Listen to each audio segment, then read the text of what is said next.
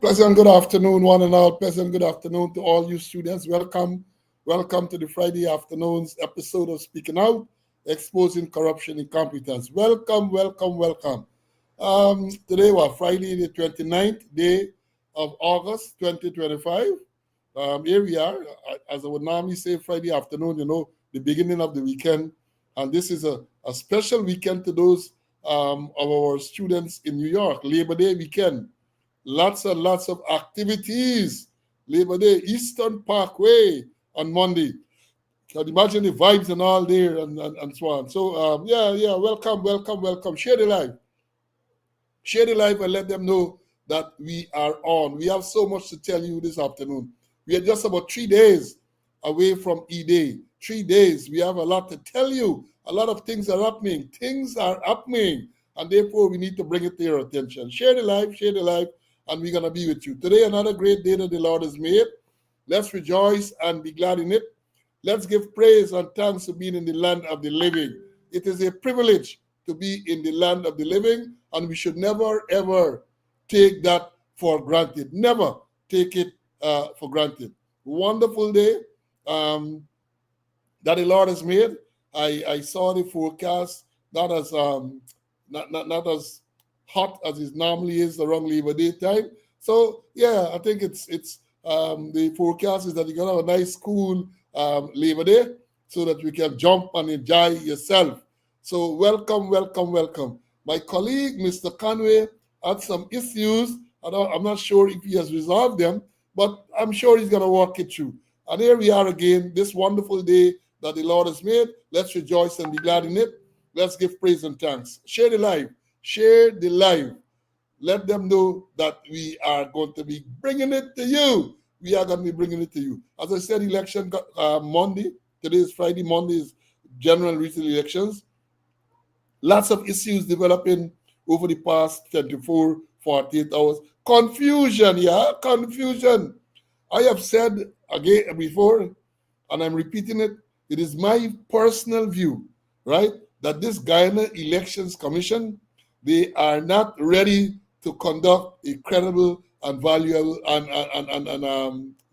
credible, free, fair, and credible election. And the reports that are coming out tend to suggest that. The reports that are coming from GCOM tend to give one the impression that they are not ready. As I've been saying a long time, we had the cell phone fiasco. Now we got other issues which we are going to tell you about in a short while. Share the live. What we up to 600. We're going good, but only 20 thumbs up. Share, and we are going to get with you in a short while. I noted when I look at the signal, we might have a little difficulty in terms of the connection being unstable. That is the message that I'm getting. I hope you can hear me clearly, and I hope that they allow us. I hope they allow us to continue. They don't want to hear the truth, and we're going to bring you the truth. In terms of roll call, truncated again, just those who came in early, and then we're going to move straight into the announcements and get on with it. First man in from the hills, come down early, Barled, at that 2 o'clock. The program was scheduled at 2, Barled, followed by Ulrich from West Dem, Peter, Aubrey from Canada, Essie, Charlene is here very early, Sean from upstate New York, all these are 2 o'clock people. Then we had Mark, Joan, Umar, Carl, he came at 2:01, Raul, Anthony, Benji, Puran, Ann, goodbye, Umi, Denise from Florida, Morton, they all came at 2:01, and the others, when we went live, the people in the classroom, you went live a while ago. Who was the first person? Let me see who was the first person on Facebook, or a share would say on Facebook when we went, when the school door was open. First person was Claire, and then Joan came back, and then we had Owen, Wills, and the list goes on. So that's the list that we have, and that is the extent of the roll call today. Now, in terms of announcements, I wish to announce the passing of a former member. I learned this morning, former member Dial Passad. They used to call him, he was known as Stanley Passad, 15074. He died on August the 26th. He was a member of Course 183. And according to the information, viewing will be on Thursday, the 4th of September from 6 to 8. Service the following day, the 5th of September from 8 to 11 at the Bergen Funeral Home. That's 14430 Rockaway Boulevard, Queens, New York. And that will be followed by the cremation. And we got to remind you that today is what? Let me see the number of days since Vaughn. I think it's 404. Let me get the correct number since Sergeant Vaughn. Well, 518 days since Sergeant Vaughn was killed. Police sergeant, serving member was killed. And until now, no closure. Until now, no closure. And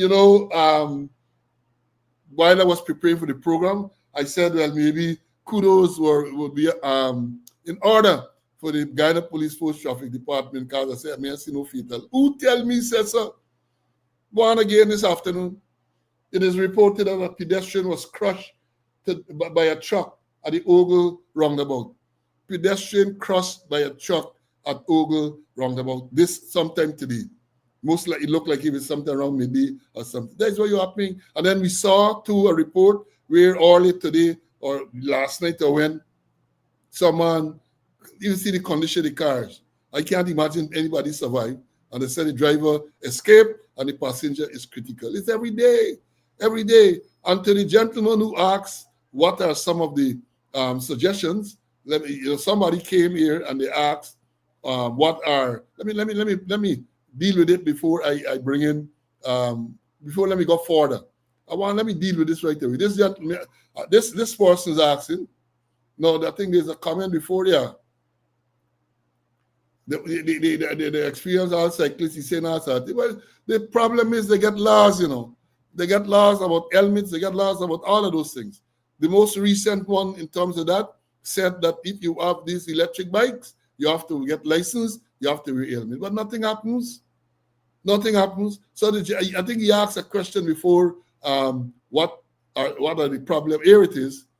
He said he would like to hear what suggestions we have to deal with it on the road. We have given suggestions over and over.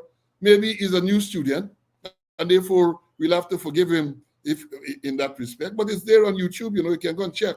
We have been making recommendations. We don't come on this program and just criticize or talk about things without offering solutions. We have been doing that. And if you go and you check, you're going to see many recommendations as to what should happen for to curtail this madness on the road. We talk about it all the time. But when you have people who are corrupt, when you have people who are incompetent, what do you expect? You have corrupt people, you have incompetent people, and they're up to, I think it was Wednesday, we talk about all the things that should be addressed. So, sir, again, I say maybe you're new, and therefore that is why you would have asked such a question. Now, so condolences to the persons who have passed, the relatives rather, of those persons, and I hope that the good Lord give you the strength to pull through this difficult time. Now, let me make some announcements, and then first birthday, we go to the happier ones. I saw a student, Percy, telling, I think he sent a message a while ago that today is his mother's birthday. Let me just make sure I get it right. Yes, I think his mother, that is Desmond Percy, Kathleen Elwig. She's celebrating her 90th birthday today. So happy birthday, moms, and hope you live to see many more. Hope you go on to make your century. And I have a birthday too to Mr. Errol Waterton. Family member Errol Waterton is celebrating a birthday today. And in terms of advanced birthday greetings, retired Detective Superintendent, I think he was, Gary McAllister. Then Floyd Hosanna, celebrating, I think it's tomorrow. And then we have retired, I think this is now on Sunday, retired Sergeant Michael Clark, Miss Squaddy, 9500, going to be celebrating on Sunday. And then a dedicated student, retired Sergeant Michael Brower, 14126 Brower. He's the squaddy of the squatter. he is going to be celebrating on Sunday as well. So, birthday greetings to all those who are celebrating today, all who celebrated recently, and who are celebrating in the near future. So, having said that, let me bring in Mr. Conway. Let me hope he is able to participate at this time. CC, good afternoon. Good afternoon. Okay, good to hear your voice. Good to hear your voice. Welcome, my brother. Okay, happy to be in the land of the living to do God's work. I had some difficulties, and I'm sure that I know that Pegasus is at work, but they can only delay us. They can't stop us, or they could interrupt us, but they can't stop us. We have to do God's work. And let me shout out to a couple of people. First, I want to shout out to Brother Winston Skerritt. Thanks for the support. Thanks for the contribution. And then yesterday, one of our students from the United States of America came to see me. He said he's a student and he's on holiday in Guyana. And he said we must continue our program. And also he left a contribution for the program. And thanks, Lorraine, for bringing him around. And this afternoon, about 2 o'clock, I was in Rob Street. Not going to a house in Rob Street, I was just coming out of the police consumers co-op, and 2 women stopped with a vehicle and said, "CC, what are you doing there? You're supposed to be in the studio. Hurry up and get in the studio." So for them, I'm here. Yes, yes, yeah. Well, your buyer taking left. I want to shout out to several persons. This morning, I met a young girl. I think it looks like she's 20s. And she recognized me, and then she asked, "Are you Mr. Paul Slow?" I said, "Yes." And then she came out. She was in a particular office. She came, can I shake your hand?" I said, "Yes, of course." She shook my hands, and she said she's a student. Then I went to another location, and the ladies were in there were all so happy to see me in person, and they gave me the assistance that I needed. And yesterday, a gentleman stopped me. The gentleman said, "I'm a student on your program, He said, "But I am into this tech thing, so I know about Zelle and all this type of thing. Would you accept a contribution?" And I said, "Of course." And he gave me a contribution. So I want to thank him and the many others who have been meeting me and thanking us for this program that they find so educational. So, CC, I ain't take left. Maybe I ain't get the skill with the pepper pot and so on yet. But yeah, several persons have been meeting me. The one man made a contribution, and the others have told me to tell you how they find this program very, very educational and informative.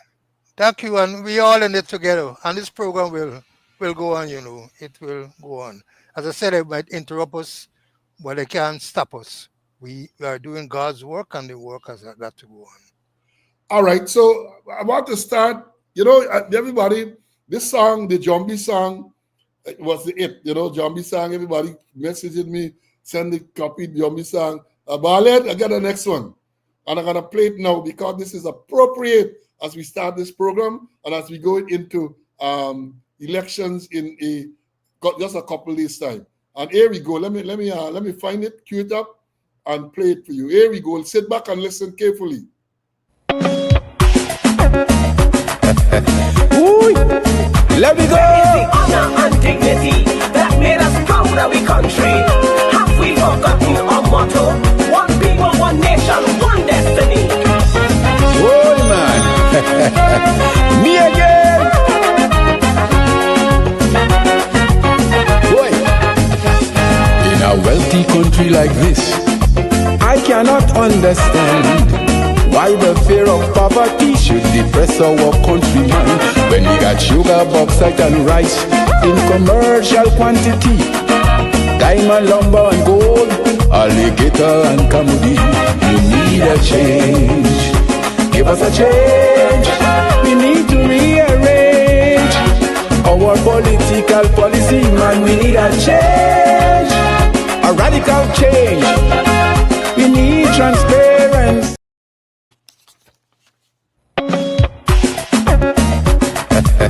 Ooh, Let me go. Where is the honor and dignity that made us proud of our country? Have we forgotten our motto? One people, one nation, one destiny. Oh man, me again.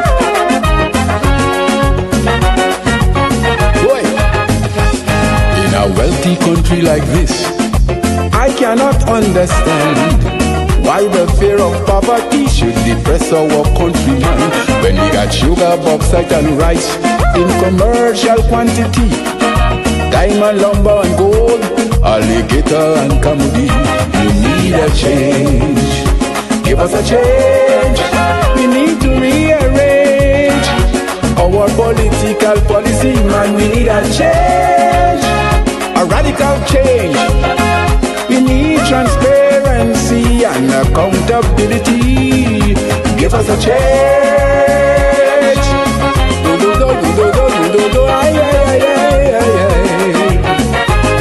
Alright, well, no more will we take it. This old time politics that ain't making things better. When we ignore the rule of law, man is money laundering, gun, drugs and human trafficking, political misgiving, corruption and contract murdering. We need a change. Give us a change. We need to rearrange our political policy. You should know by now, we've had enough. So you can put the old policy where the monkey does put the nuts. Yes, a lot of the countries not as rich as we. Mama, yo, they're living happily while we fighting poverty. Well, let me tell you now, we na Lungera. As Nagamutu says, we na Nima Karama. And if you ask Mr. Roy, he go tell you, vote and bite me. We need a change. Don't, aye, yo, yo,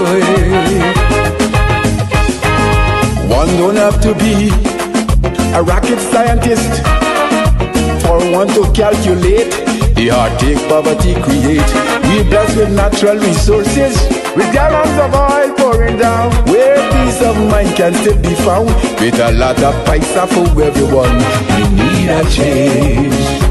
Give us a change. We need to rearrange our political policy. Man, we need a change, a radical change, to eliminate job insecurity, to eliminate crime with impunity. Give us a change.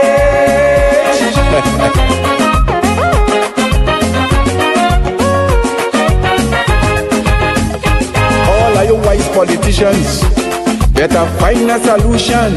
Cause if the master won't forbid, we will get a big revolution. Sharing jobs and property to friends and family, monopolizing the media in order to spread propaganda. We need a change. Give us a change.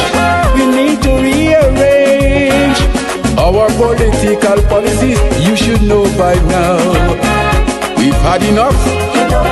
So you can put the old policy where the monkey does put the nut. Oh, you're out of the country, not as rich as we. Mama, you're there living happily while we fighting poverty. Well, let me tell you now, we na Lungera. As Nagamutu says, we na Nima Karama. And if you ask Mr. Roy, I'll surely go tell you, vote and bite we need a change.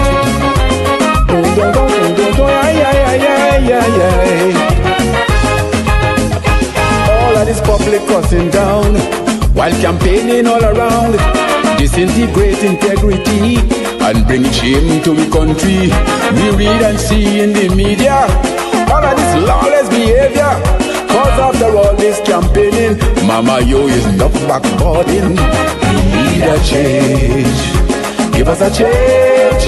We need to rearrange our political policy. Man, we need a change, a radical change.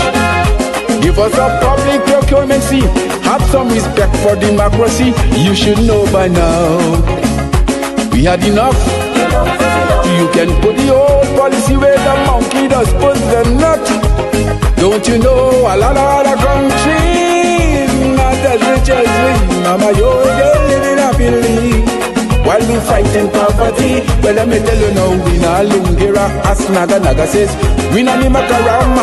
And if you ask Mr. Roy, he go tell you, go take by we need a change. Don't, ay, oh.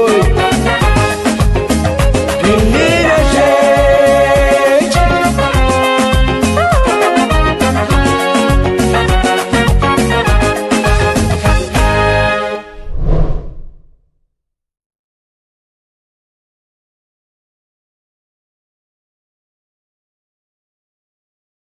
We need a change. We need a change. Go 10 by 3. According to Roy, go 10 by 3. We need a change. And we have got to work towards that change. Monday, is it? Monday, is it? All of those who agree that you need a change. Now we get a thumbs up, man. Let me say, you say, yay, we need a change. Oh, we can't continue in this way. All the corruption, we're going to talk about it some more. So I thought about, before we go into the thing properly today, and people are asking, that is the Ivan. Somebody said, that is the Ivan. And I guess the song, the song that we need a change. I'm not sure, but given the lyrics, I think we need a change. And we definitely need a change. And we have got to make sure that come Monday, bright and early, we go and we work towards that change. They're panicking. They're desperate. We're going to tell you some of the desperate measures. We're going to tell you some of the desperate measures. When we bring Mr. Conway, you might want to make a comment whether we need a change. CC, I think you want to heard that for the first time. And let me say, let me thank the student who sent that song to me a little while ago and was able to download and set it up and so on to play it. It's a student sent it, and he said he thinks that it will be appropriate going towards election day. Yes, CC. I love it. First time I heard it, and it really should be our theme song. I love, and I nearly fall off my chair because I was swaying with the music and everything. So appropriate, that we need a change, and a change will come.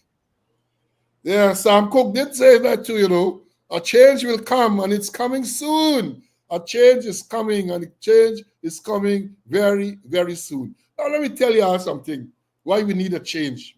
And that's going to be the theme for this afternoon. Why we need a change, we're going to identify many, many reasons why we need a change. And the first reason I want to identify, can you recall about 2 weeks ago, they had a big issue. The police had a roadblock on the quarantine. The WIN campaign, Azuddin Mohammed and his people were going, I think they had a campaign, Springland, somewhere they were meeting, somewhere they had a meeting. The police set up a roadblock at Adventure, Oxtie Adventure area there. Right by where we used to call it Togo 2. That is where the second toll gate used to be. They say Adventure, but really at Oxtie, right? Just before that gas station, I know it was still there. Just before you go in, you turn, there's the first entrance into Blackbush, Oxtie. They stop vehicles belonging to, or vehicles being driven by the WIN people, including Azuddin Mohammed. You know why they stop them? They said they get tint, and they said they get obscure license plate. Imagine they stop in the night, and our senior officers were on the ground. They stopped them because they say tint, and some of the vehicles were tinted, and they said the number plates were obscured. But let me say this, as I've said before, if you're really looking at obscure number plates in this country, I would think about 90% of the license plate are obscure. So there are those digital numbers and all those things are illegal because the Motor Vehicle and Road Traffic Act gives the dimensions of the letters and the numbers that should be on license plate. And people don't abide by that. But they come to the campaign, they stop Azuddin vehicle because they say obscure number plate. And look at this. This is some PPP supporter vehicle. Look, the rare license plate is the PPP logo. It's a PPP logo. That is why we need a change, because of this animal farm that we're in. So they can stop Azuddin. And bear in mind, I only brief for Azuddin Mohammed. But fair is fair. If we talk about the rule of law, you can stop a man in the night for obscure number plate. And this, as you can see, this is taken daytime. PPP supporter, license plate at the back. This is illegal. It is illegal because whereas in some places, like in some states in the US, once you don't have to have the front license plate. I think it's the back alone or one way or the other. But in Guyana, you have to have license plate at the front and the rear of the vehicle. And look what's going on here. Look what's going on. And they'll see it. They'll see it to deal with it, but they can see as within Mohammed vehicle that they get obscure license plate, and they can see that they get tint. Again, tint is an issue. Even the police vehicles, marked and unmarked, are tinted, heavily tinted. You can't see, but it's the animal farm. So there's one of the reasons why I say we need a change. We can't operate like this. The rule applies to everyone. At least it should apply for everyone. When last I checked, only the president, they say, is immune from prosecution in certain cases, well, at least while in office. But everybody doing their own thing. And that is one of the reasons to why we need a change. Let me ask CC to make his comment. CC, hold on. You see what's going on in this place, buddy? Yeah. I saw it. And the thing is that, targeting Azudin, because I think they had some rally at Springlands, and the PPP had one at Blackbush area there, where they had a turn in the adventure road there to go into Blackbush. And if you could see them vehicles what came out from Blackbush, highly tinted, some of them even get number plates, some get front, some get back, and all kind of thing. And I'm sure they had a lot of unlicensed drivers and all, but they weren't dealing with them. And it's all set. Maybe over 100 came out of Blackbush, and I think most of them are very, from my information, defective, highly tinted vehicles. But you're targeting Azudin because you don't want to go up to Springlands and talk. And I would be surprised, because of a lot of incompetence in Borbies. And I always say you gotta get incompetence when you get a very senior man in Borbies, get a degree from the University of Palmyra. What do you expect? A degree from the University of Palmyra. That's what they send to the Police Service Commission when they wanted to promote him to a higher rank. Incompetence. And what they're doing, selective enforcement. Selective enforcement doing, and they targeting Azudin, and the other party doing as they like whenever they like. Well said, well said. And to the student who's asking the singer of that song is D. Ivan. Maybe you're young, D. Ivan. He's a Guyanese. I think he's a Bobishan, I'm not sure. D. Ivan, that's the singer of that song. We need a change. We got to work for the change. And the change can come soon. I don't singer. So y'all don't laugh me. Now the next thing. Again, why we need a change. There was a PPP had a meeting at Mocha. PPP had a meeting at Mocha, right? And this thing is so disturbing. The video that I saw, it's a long video, so I can't show y'all it. I'm gonna ask you to go. I'm showing it there on Facebook and YouTube. A man, they say, passed, and he shouted, "You can't trick me." I don't know who was the speaker at the time, but the man shouted, "You can't trick me." That is what has been reported. And to see 3 people in khaki clothes, meaning inspector and above, another policeman, fighting to arrest this man, because he shouted, "You can't trick me." Last night or sometime recently, this occurred at Mocha on the East Bank. The video, I looked at this video and I was so disturbed. I said, look what this police force come to. And I said that because I saw a month or 2 ago leading up, they're doing training, Public Order Act, which deals with meetings and processions, the Representation of the People Act. They have this young, brilliant attorney, Fraser. He's a policeman, member of the force, right? Lecturing. Up to yesterday, I saw something that he's training them. But like the training got to not, and I had said so from the outset, that all this training that they're doing, they've got to not, because these people, some of them are untrainable. Some of them are untrainable. And I made the point because we said on this program, right, that look, when you have political meetings, there are rules governing political meetings. And when the police are there to ensure that there is no breach of the peace.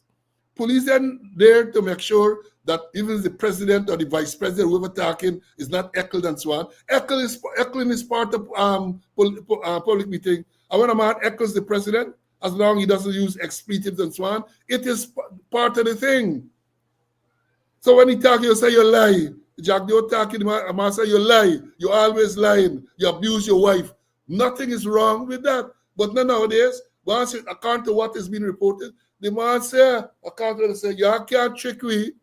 And for that, they're fighting there to arrest. And here, if you look at that video and you see and you hear the reaction of those persons who are there, we're in for big trouble, you know. We are in for big trouble. People just decide they're not taking these things. But if you're the people who are outraged over the fact that the man and the man says that and the police fighting with this man to arrest him. And I say, my Lord, you know, sometimes you say you can't believe the force is going to go lower. And every time you say that, they go a few notches lower than what you expect. Man pass and the man echo. The man pass and the man echo is arrest. No, Commissioner, I didn't get the video. I didn't get to download it, but it's long. It's a long video, so I encourage you folks to go look at it. What I might do later, I might post it on the page, right? But I can't play it on the program. It's too long, and of course, it's full of expletive. It is full of expletives, and you get your own work. Go and look for it. I think it's last night that one student already indicated that they saw it. They are putting themselves in a situation where people are going to more disrespect the police force more, and people are going to react. The human beings are talking about, because man just shout, you can't trick me. And for that, the man is being arrested. That is what it has been said. It's been said. For that, this man is being arrested. That is what the man is being arrested for. That, and I see they come out with any statement to debunk that. They haven't come out with any statement explaining what this man did, what offense this man committed for them to be arrested. I say arrested, they're not constable or any people with blue and black, you know. This is men with khaki, so the at least inspector of police. I wanted them as somebody recently promoted inspector. Disturbing to see police taking that type of action against us. What happened to freedom of speech that they like to talk about? What happened to freedom of speech? What happened to the rule of law? All those things have gone through the window. And I'm saying, when police behave in that manner, you're looking for trouble. You know, when I used to lecture on crowd control and this crowd psychology, I always used to use an incident in India, right? For the older folks, you might know this. West Indies playing India cricket. Clive Lloyd is the captain. 1970 something, can't remember the exact year. Right? Clive Lloyd scored, beating the bowling. And when he reached a landmark, one of the spectators, the Indian spectators, ran onto the field. Right? Ran on to congratulate Clive Lloyd. Because in them days that happened frequently. The police reacted to this man running onto the field, and they beat him mercilessly. Beat him in the eyes of everybody, and the crowd rioted. The crowd rioted, not because the man ran onto the field, but because of the way the police treated him. And I am sure this playing in India, I think is when like Clive Lloyd made his highest score 242. I think that was the same game. You can imagine that 99% of the spectators, they were Indian supporters. But because of the police action, they forget about who they're supporting. And they came and they rioted because of the behavior. Yeah, go and look at it. I used to use it. I had the dates and all of those things when I used to do lectures. And I used to use that as an example to tell them that police must act appropriately. And an inappropriate act by the police can cause behavior like that. Let me bring in Mr. Conway to obviously say that, then we're going to move on. CC? Yeah, heckling is part of the culture of political meetings, and they talk about training the police. I don't know. I know the young attorney has been doing some amount of training. I don't know if he had covered crowd psychology. And then I don't know what the methodology used. Was it their lecture? Was it just did they have question and answer? Did they have discussion? Did they have demonstration, hands-on learning, role play, case study? Did they have simulations? They had a combination of those things. What really was the training, the methodology used? And then they had the Americans came in there, and I think they did some training. So not because a man come and talk mean that the thing the lecture was understood. You got to do an assessment to find out whether it was assimilated. I don't know what kind of assessment they did. And crowd psychology is critical.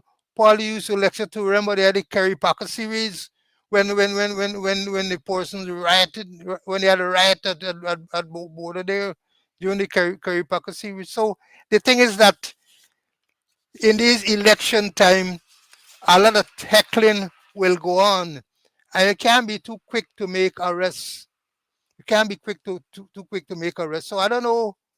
And when I see them, Paul, it might not be the recently promoted persons, because here they get uniform for them, and here they run shorter stars, and they run shorter lanyards too. So maybe it could have been the older ones. And here they're selling stripe now, and they're selling pips, and they're selling lanyard. You pay a price, and you get those things because of the over 3,000 that they promoted at all levels. So they run charity. But the thing is that you gotta deal with crowd psychology, and then it's not just chalk and talk. Well, I know the method that they use, but you gotta use various methods of putting over your topic, and you gotta check at the end of it. You have to do an assessment, and you have to do work on evaluation. You assess the trainees, and you do an evaluation of the program. So it's good, nice to say, yeah, we run so much of courses. Yes, we think that, but did the participants benefit? Did the supervisors benefit? What are the benefits for the police force or the country as a whole? There's a whole lot of things you have to deal with. But coming back to this election period, and especially the conduct of the police at political meetings is very, very critical. Yeah, the conduct of the police at meetings. Meetings are going to be finished soon.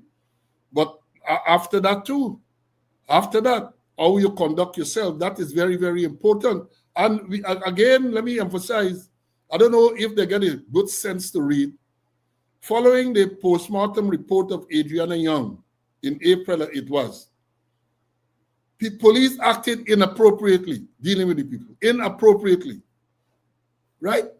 And I noted with interest that the Americans decided they're going to offer some training. Americans come out and criticize them for what they did, but they offer training. The people from Miami-Dade County, right? I think it's Miami-Dade Sheriff Department, some Sheriff Department came, and they did what they call training, baton and shield and all that everything. In my estimation, that was the American response to this unprofessional response on the 28th of April. That is what they're telling you. Hey, you acted wrongly. You acted incorrectly. You acted inappropriately. Diplomacy, they'll come out and call you out, but they get a training. So you can't come. In other words, now, if anything were to happen and you got to say you're shooting people when it is not justified, they will tell you that you had the training. We invested and we trained you. So let me see what is going to happen. Somebody asked me earlier about Larimer, Kevin Larimer, the PVP activist from Linden, who was sentenced to 9 months. And, for about some while he wasn't arrested. Then eventually police arrested him and were taking him to Lusignan prison as commanded by the warrant. And then they're told to abort the mission. And then they took him to the station. He complained of feeling unwell. They took him to the hospital. He was admitted. Then he discharged. And the man there home or wherever he there, Lyman. Well, we talked about it here. And I understand that people are saying that because of what we were saying and because of the pressure that we kept up, they went there and they arrested him. But this time around, they were a little bit more strategic, tactical. Because they move in and the first thing they did, they roll up on his cell phone. So you ain't get time for call nobody. And he was whisked away to Lusignan prison, where he was admitted to prison to commence serving his sentence, and he again complained of feeling unwell. I understand he was taken to the Georgetown Public Hospital Corporation. I know what happened since. But I say that to say that he is a prisoner. And they say prisoners can't vote. They say prisoners cannot vote. So I hope that the people are looking to see, next thing you know, somebody get proxy for you. These are the things you have to look for, all this skullduggery. And talking about skullduggery, I understand from a source that the planning, and y'all, listen to this carefully, as I said before, you get locked up, whether it's you're a prisoner or whether the police lock you up and decide that you're in custody, you can't vote. You can't vote. So I understand some of them planning to lock up certain people from certain areas. Let me understand. That's what I hear. I hope it is not true. But I'm just warning. Lock up certain people from certain area so that Monday they can't go and vote. So I would hope that family members and these political people, as soon as you hear somebody get arrested, either from now, can't have you arrested now and give us 72 hours, you can't come out in time to vote, they got to be on the ball. They have to be on the ball. Because that is part of the plan, I understand. As I told you all, they are desperate. They are desperate. Desperation.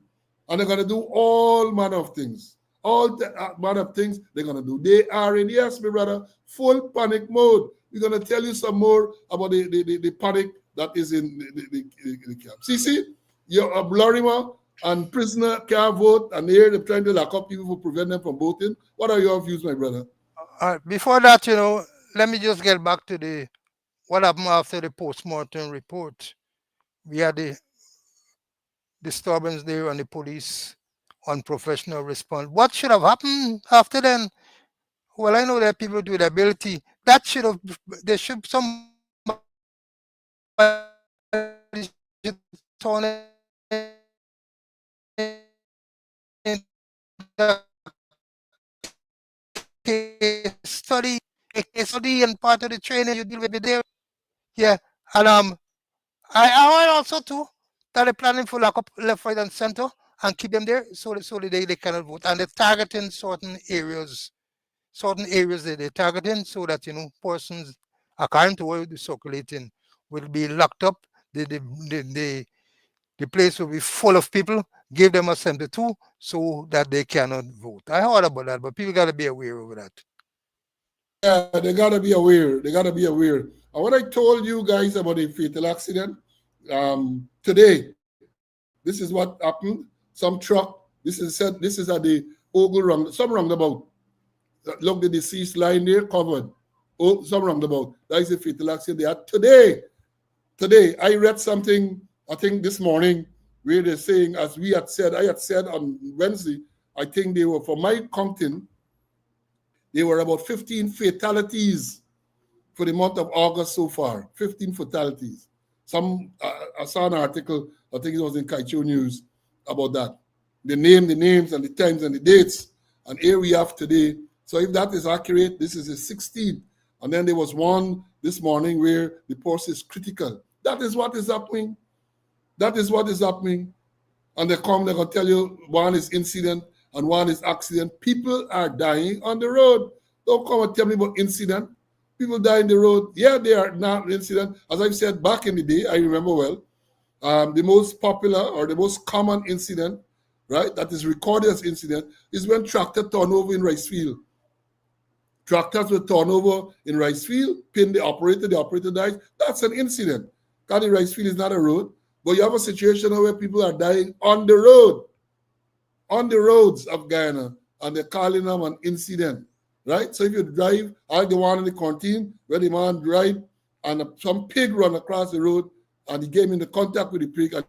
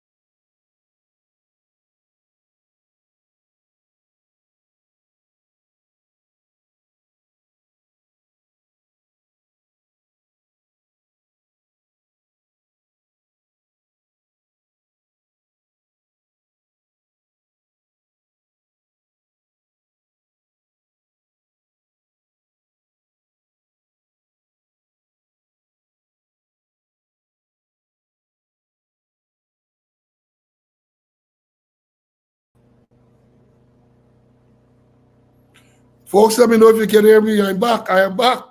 I am back. Just indicate whether you can see me, whether you can hear me. And everybody wants to know what happening. If you can hear me and if you can see me, yeah, just please indicate. CC, can you hear me? CC, you hearing me?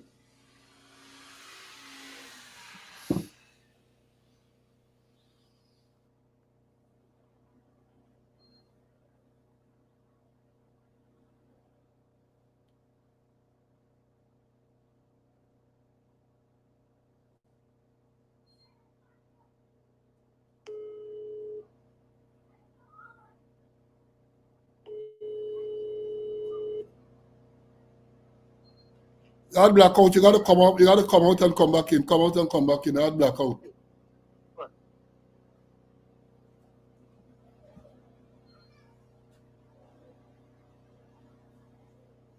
Folks, if you can hear me, please let me know. If you all can hear me, I don't want to start unless you can. Okay, good. All right. People said they're hearing me. Some people said no sound clear. All right. Let me see. Folks, that is one of the reasons why we gotta get rid of this government through incompetence. As you may guess, some of you may guess, blackout, a frequent dose of blackout we get in. So I forget to set up my generator and all of that. So that is exactly what just transpired. In the midst of it, we get blackout, right? Blackout, knock me out clean. So I am back, and people saying yes, they can hear me, and yes, they can see what is going on. Let me see if Mr. Conway get back in the studio. CC, can you hear us? I don't think he can hear me. Let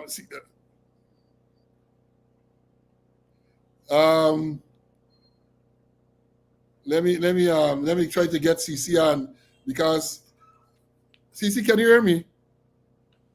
No, he can't. So let me just, y'all give me a minute. Let me try to get him and try to get it set up.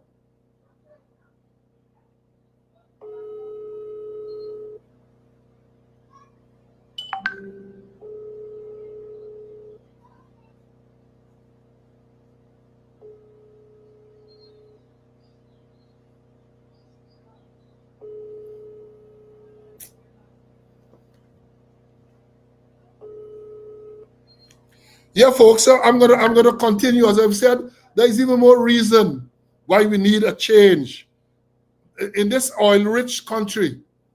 5 years and counting, and they can't get it right. So you're still suffering from blackout and all them everything. You're still suffering from blackout. Let me see if I can get Mr. Conway now. No, I'm not getting to add him to. I'm not getting. Something is wrong. I'm trying to call him. I'm not getting through to him. So I guess I gotta soldier on until he's able to get on. Right?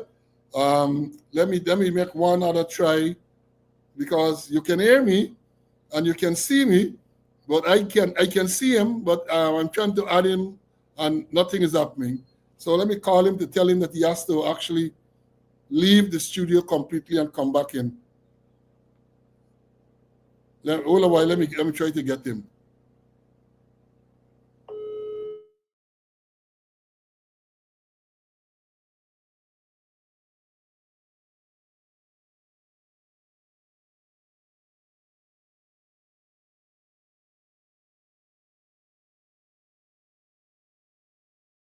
I'm gonna continue, because I'm trying to call him and he's not responding. So I don't know what's the problem, but I'm not getting to bring him in the studio. So something is wrong. Now let me continue. As we were talking about the reasons why, I was giving you the reasons why we have to get rid of this government, And you had a prime example there. In the midst of a program, our program, Blackout, 2025 August, all the billions and billions of dollars they spend, they bring barge that they say board, because of board, the barge can't work.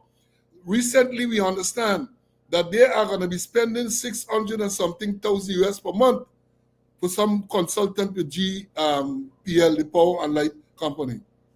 the power line. A lot of wastage, a lot of corruption, incompetence. That is what is happening. That is what is happening. And then to tell you about the next issue here now, remember we reported it, the Carter Center gave a report on the preparation for election and what is happening, their assessment. And I did say, and we said, that perhaps it's a good thing that they didn't wait, because normally when these observers come, they wait till after the elections and then they point out, this should have done, this should have been done. That this time around, the Carter Center did not wait.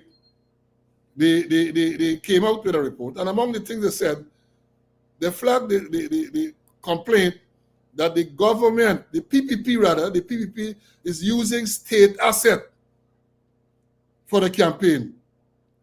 They're using state assets for the campaign. Jagdio run out, and he said, that is not so, and that is not so. But we told you there are numerous complaints about the use of the cash grant database. The cash grant database, when you when you registered for the cash grant, they took your information, your telephone number, your address. They even went so far to take your picture. Now they're using that. That is a government database. So the PPP get their hand on the government database, and they're calling people, asking you all other thing about the PPP, and where you going to vote for them. And that is what they're doing. Abuse of the government resource. Well, yesterday, the vice president that claimed that is not so. He said that is not so, right? And everybody said, yesterday every Thursday, you just get what he called the woman bacchanal. It was a big bacchanal just the other day with Inid and Shimakumi. Big comments the other day with Inid and Shimakumi. I don't want to eat, so I'm passing straight. A brother pull me and tell me, wait. Same time, Idin husband come off the bus, and it's now the Makome start to cuss. So we just get we regular cuss out. So yesterday, Thursday, we understand, and this is news source, Gordon Mosley, Go Mo, said, he said, Jagdio, the headline is Jagdio claims private mobile numbers being contacted by PPP activists gathered from various sources. He said gathered from various sources. So he said it's not the database they're using, but they have some of the operatives who call people, and when they were questioned, they claim that they got, how you get my number? This is a private number. How you get my number? They claim that the number came from the cash grant database, and they were given the numbers to call people. Here's what the report from Gordon Mosley said. In the wake of concerns that the government People's Progressive Party may have access to the private data of citizens provided to the government, PPP General Secretary Vice President Bar Jagdio today, which is yesterday, claimed that the private cell numbers of citizens being contacted by the PPP were gathered from various sources. Somebody asked, what are the various sources? Then it goes on. In recent weeks, citizens have been complaining about receiving a flurry of phone calls from PPP activists on their private cell phone numbers and being questioned about the PPP's 5 years in office and being provided with information on upcoming party campaign meetings. Some of the activists carrying out the calls said that the party provided them with the names and numbers that they should call, while others said that the names and numbers had been garnered from the cash grant database that was provided to the government during the distribution of the cash grant earlier this year. Mr. Jagdio was questioned about the issue at his press conference yesterday. Quote, we acquired those numbers from various sources, and that's all I am going to say. Such arrogance.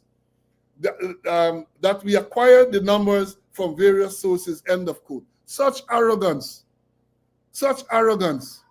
Then it goes on. When he was questioned about the same issue 2 weeks ago, listen to this carefully.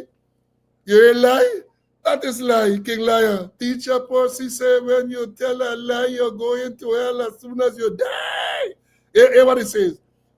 When he was questioned about the same issue 2 weeks ago, he said then that the numbers had been obtained by party activists during their walkabouts. So 2 weeks ago, same Jagdeo, as reported by Gordon Mosley, when he was questioned about that, he said the numbers the numbers were obtained by party activists during their walkabouts. Now he said various sources. Continue, quote, there is a book, a register. We have a lot of information submitted by our activists from when they go around the country. We have a lot of information from when we go around the country. We pick up information, people's numbers. It is canvassing. We canvass online too. We as a party, we canvass people. It is a routine thing, and it happens all over the world. End the quote, Jack Diose. They're canvassing. That's what he's claiming. Continued. Today, the Vice President denied any use of data provided to the government. He said the data provided to the government was safe. On Wednesday, chief editor of Stabrook News, chief editor of News Source, Gordon Mosley, received 2 phone calls within 30 minutes from persons who stated that they were calling from the PPP and wanted to ask questions about the party's performance in office. The woman in the first call, when questioned, stated that the information was the information with the private number and name to contact was provided to her by the party and had been gathered from the cash grant data. The second caller said she was unsure about the source of the information, but said she was working with a PPP call center that she said was located at Royal Hotel. Today, the Vice President said questioning the party activist caller was abhorrent. Hear what Jack Dio said. Jack Dio said in the press conference yesterday that questioning the party's activists who call you is abhorrent. Imagine that. Imagine the audacity of this thing. Imagine that. They're calling you on your private phone. You and them are no friend. You never gave them the number. They're claiming, some of them claiming they got it from the cash grant database. And when you ask them how you come to get my number and you're questioning them, Jack Dio said that to do that is abhorrent. Well, I tell you already, they're discriminating against me because I want to call me. Let me tell them about the so-and-so. Let them call me, and I want to record it. And then when I done with them, they're going to file cybercrime charge because they're going to get so emotionally disturbed. Because I will walk them through the process of procreation to let them know how they were made. I will walk them through that to let them know how they were made. But they're not calling me, they're discriminating against me. Can you imagine that? Let this sink in. Let this sink in, students. You never provided them with your private number. They are calling you and are questioning you. And Jack Dio said, for you ask them question is abhorrent. Well, let me read what the thing is saying. This is what News Source said yesterday. Today, that's yesterday, the Vice President said, questioning the party's activist callers was abhorrent. It's abhorrent for them to call you. They should not be calling you, making use of government resources to call you. And that is the database. Because notwithstanding what Jack Dio said, all we know, he lied, but canvassing and they collected number, right? You collect Garden Mosley number. You canvass Garden Mosley to collect your number. A man who you're banned from office of the president, a man who you're attacking and all of that. Any one of you party people will canvass Gordon Mosley to get his number, but canvassing. That is what we are, and that is, I'm saying, that is why they got to go. That is why they have to go. Man call me on my phone, my private phone call. And I said, well, why are you calling me? How you get my number and all that? And Jack Dio said it is abhorrent for you to question a person because the person is a PPP activist. It's abhorrent to question them. Can you call me, man? Y'all get me number there. Call me. You get me number. I register for cash grant. Call me. I'm I collected it already. Because we money. It's not you money. I collected the cash grant. My name is there. Call me and ask me the same questions. Let me go into some biology. let me go into some biology. Don't even get me see Mr. Conway could get CC. But CC, are you hearing me? Oh no, can't get it. Yeah, CC, can you hear me? Yeah, All right, good, yeah, good. Harry.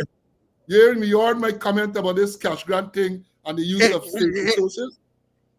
no, I didn't get to hear you clearly. All right, so we can move on. I guess you're gonna hear me going forward. Yeah, well, CC, what was talking about is that the Carter Center flagged the issue of government using state resources, not the government, PPP using state resources to campaign. And yesterday, when Jack Dio was questioned during his weekly Thursday rantings, that's what we call rantings, right? He claimed that they're not using the cash grant database. He said they get the information from various sources. And he went on further to say, well, they're claiming that 2 weeks ago, when he was questioned, he said they get the information from canvassing. When they go around, they canvass people and they collect their telephone. You canvassing for collect cell phone. You think people stupid? I mean, you say, Guyana got some real stupid people. But now are we stupid? It's not all of us stupid, right? So you going around and you walk about and you want to ask people for the telephone number. Yeah, you getting telephone number. I gotta look. He said, Guyana got some real stupid people. Remember he said so. He said Guyana got let me play the part for y'all, man. He said Guyana got some real stupid people. Hold on, y'all hold on a little bit, man. I gotta playing this thing. Let's hear this here. And this country got some really stupid people, really. This country got some really stupid people, really. You think we're so stupid that we can believe that trash we say that they canvass people? They're using the information from the cash grant database, which is should be the property of the government. But then there's a blurred line between PPP and government. I said it. I am saying it. So they're using the cash grant database to call and harass people, asking all kind of nonsenseness they're asking. And as I told y'all, I think it was Monday or sometime, an elderly woman called me. She said she's 91. She told me they called her in relation to the same cash grant thing. She said, and son, me proper cost them. I said, where to go, granny, where to go? Where to go? Not that granny. This granny. Where to go, granny? Where to go? She said, me proper cost them. Right? Call me, man. Call me. Why y'all calling me? Right? Call me. Let me bring him back, CC. CC? Hold on. Yeah, CC. So that was what I was just Yeah, talk about. the users in the cash grant situation to call people. That's where they're getting most of the numbers. And I can see them going house to house, door to door, and they collect numbers, and people will give them your cell number. No, no, no, no, no, no. And they're monopolizing the state media. If let me give you an example. You're watching cricket, you're watching CPL, and in the midst of the CPL, they're disturbing you with a PPP advertisement, and then put at the bottom, this is a paid political advertisement. And check and see if they're paying any money to NSA for all those advertisement. They're monopolizing using the thing. And Jack Deal's lying. Well, we know that he's a compulsive liar. He's a real fabricator. That's what they're doing. All right, Mr. Conway, audio a little choppy, but we hope you get it clarified. I hope y'all can hear me clearly, but his audio is a bit choppy. Now, let me tell you all further about the use of state resources. Carter Center flagged it. Now, this is Capital News understand. Let me read this to y'all. Capital News understand that President Irfan Ali increased his crisscrossing of Guyana by state helicopter and fixed-wing aircraft, particularly during the last 2 months. The president used the aircraft over 43 times between July and August. In July, the president traveled 14 times for interior trips. Just the month before, the president only traveled 4 times for the month of June. April and March, for the month of June, April, and March, 4 times. In May, when he announced the date for the elections, the head of state used the state aircraft 7 times. One of the observer missions are pointing to blurring the lines between state and party. Let me read about one of the observer missions are pointing to blurring the lines between state and party. The Carter Center noted that, quote, use of state resources for party campaigning runs contrary to Guyana's international obligations with respect to campaign financing, end of quote. Up to earlier this week, the president flew across the country 29 times in August, as against January this year, when he flew only twice, and no flight in February by the state aircraft.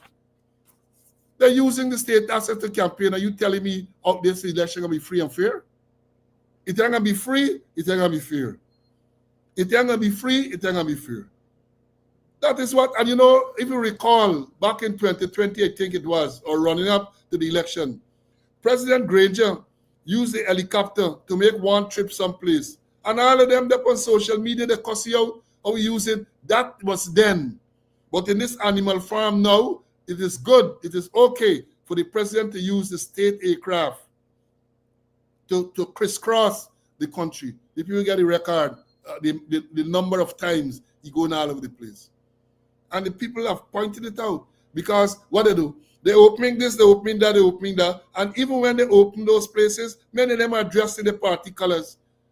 So they're not government duty. You can't be on government duty. Well, they can do anything. That is the problem that we have.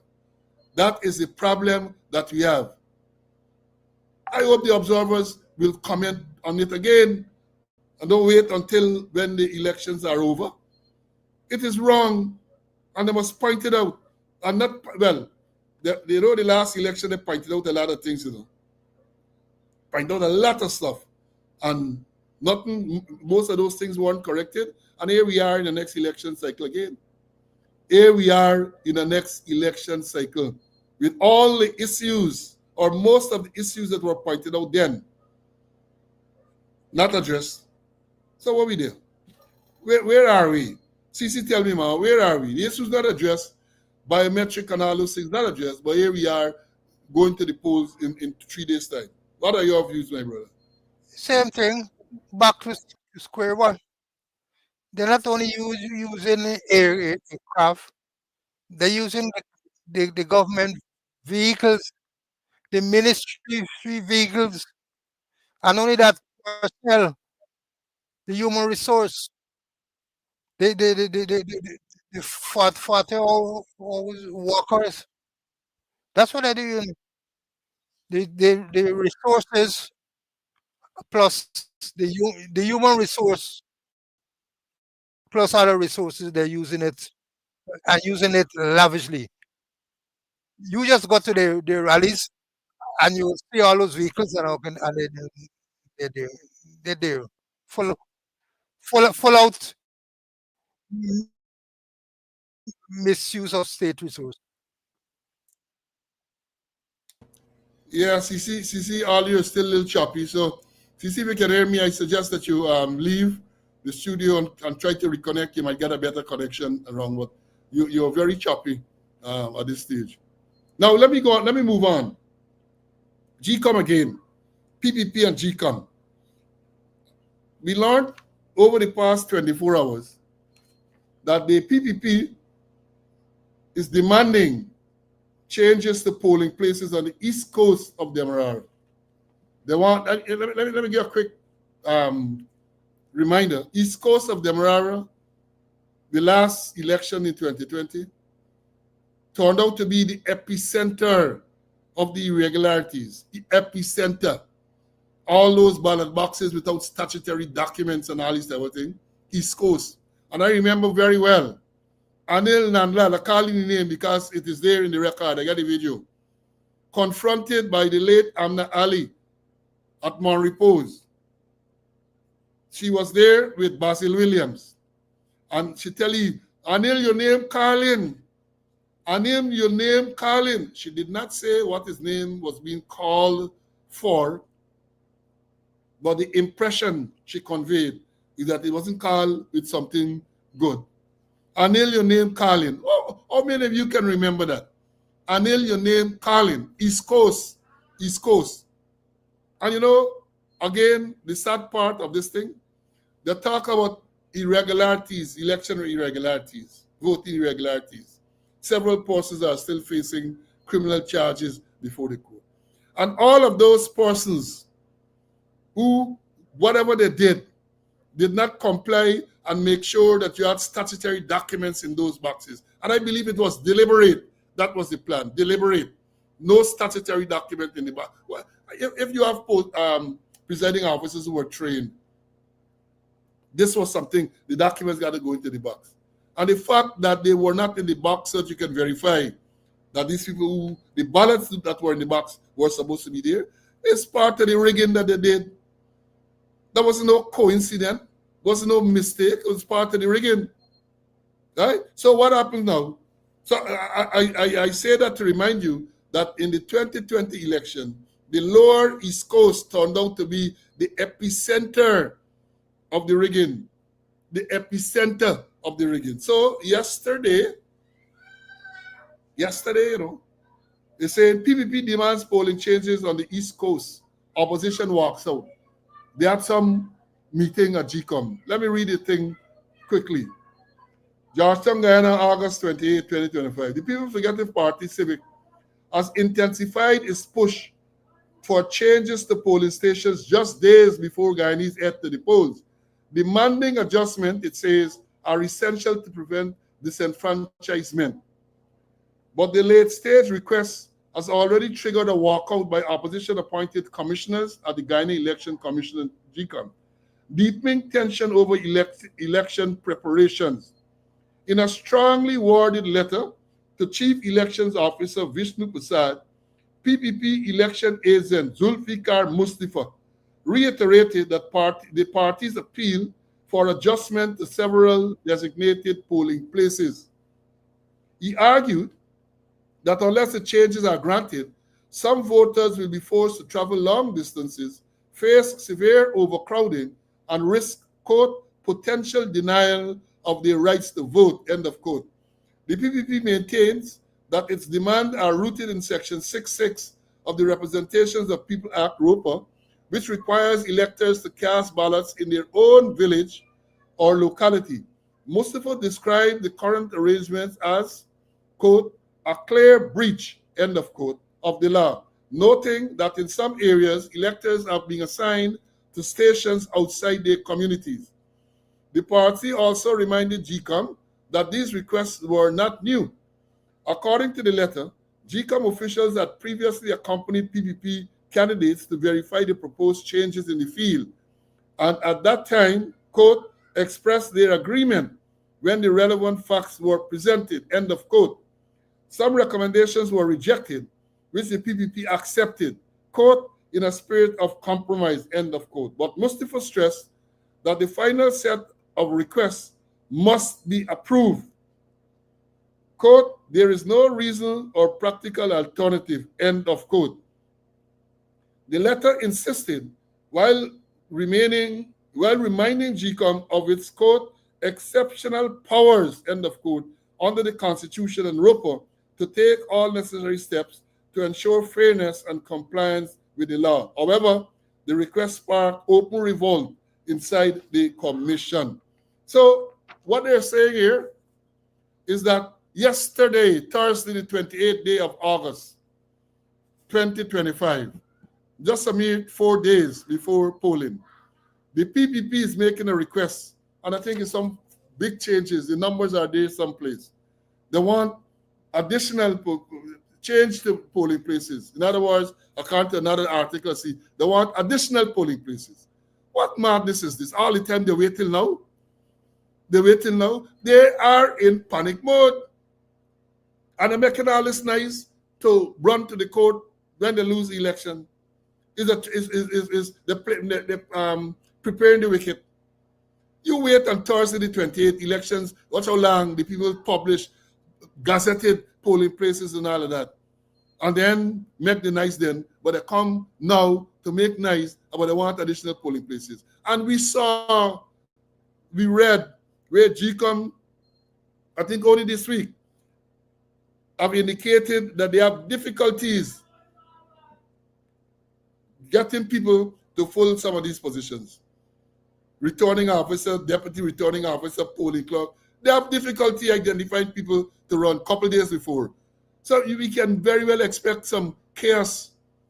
We can expect it to be according to the former traffic chief, Joe Brass. We can expect it to be in some cases a chaotic situation.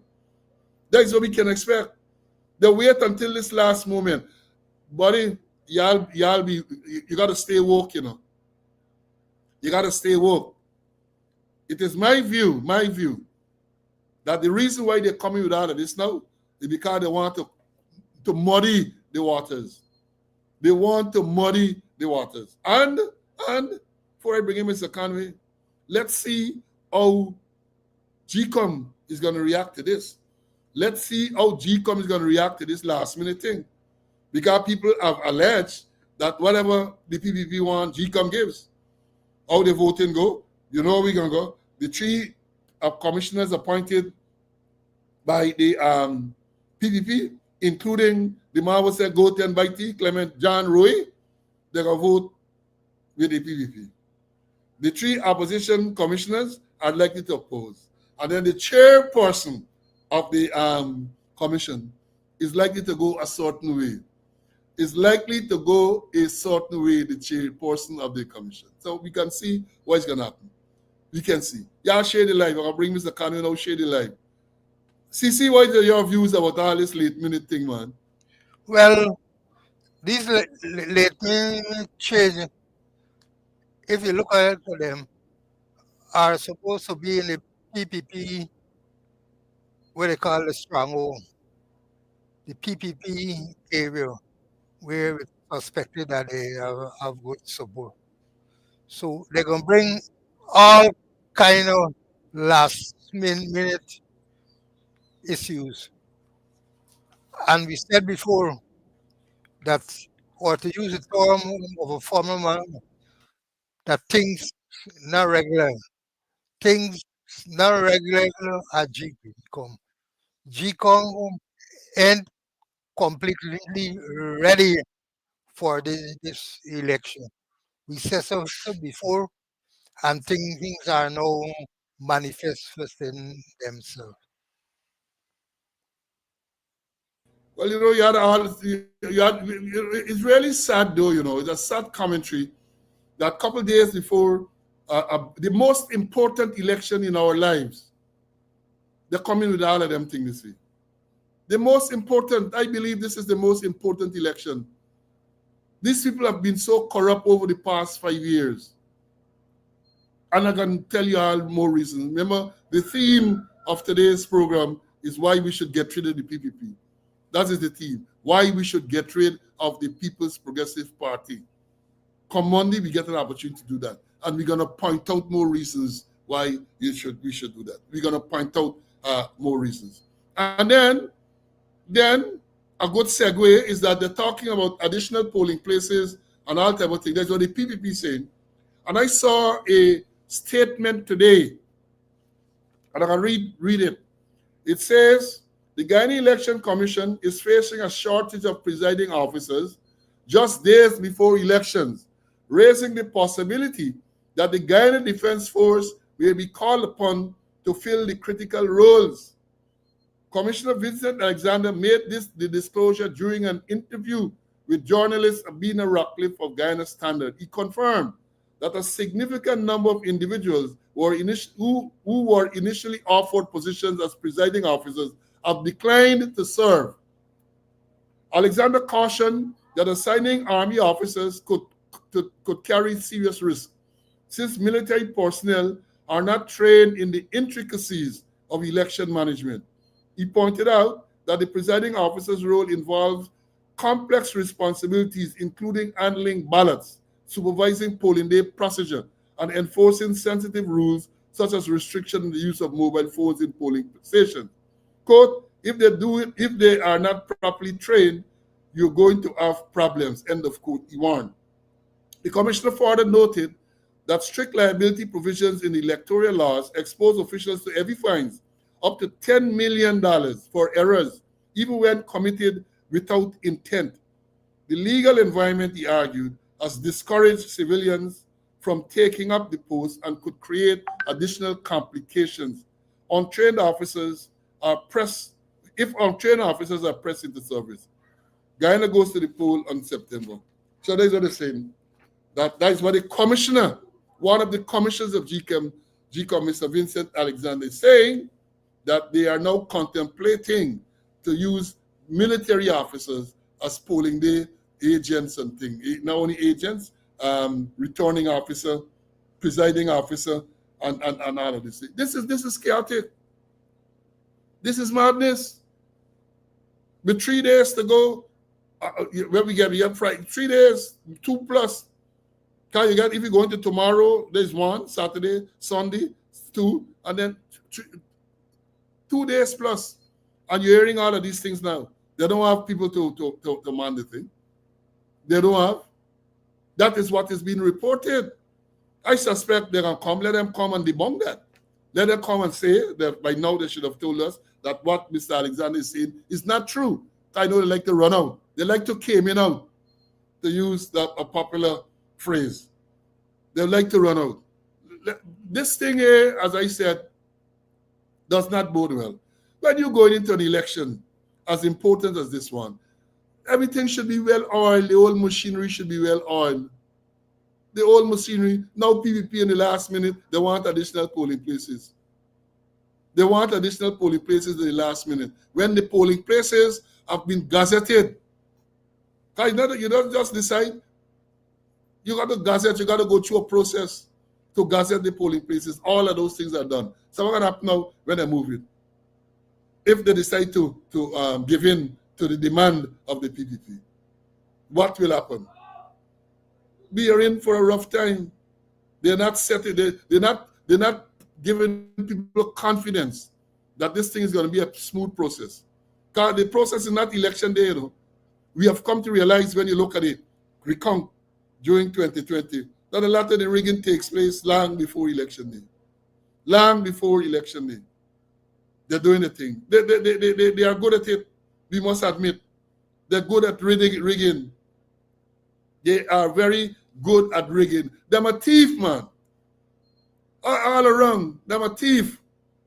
Right? Let me bring in Mr. Conway.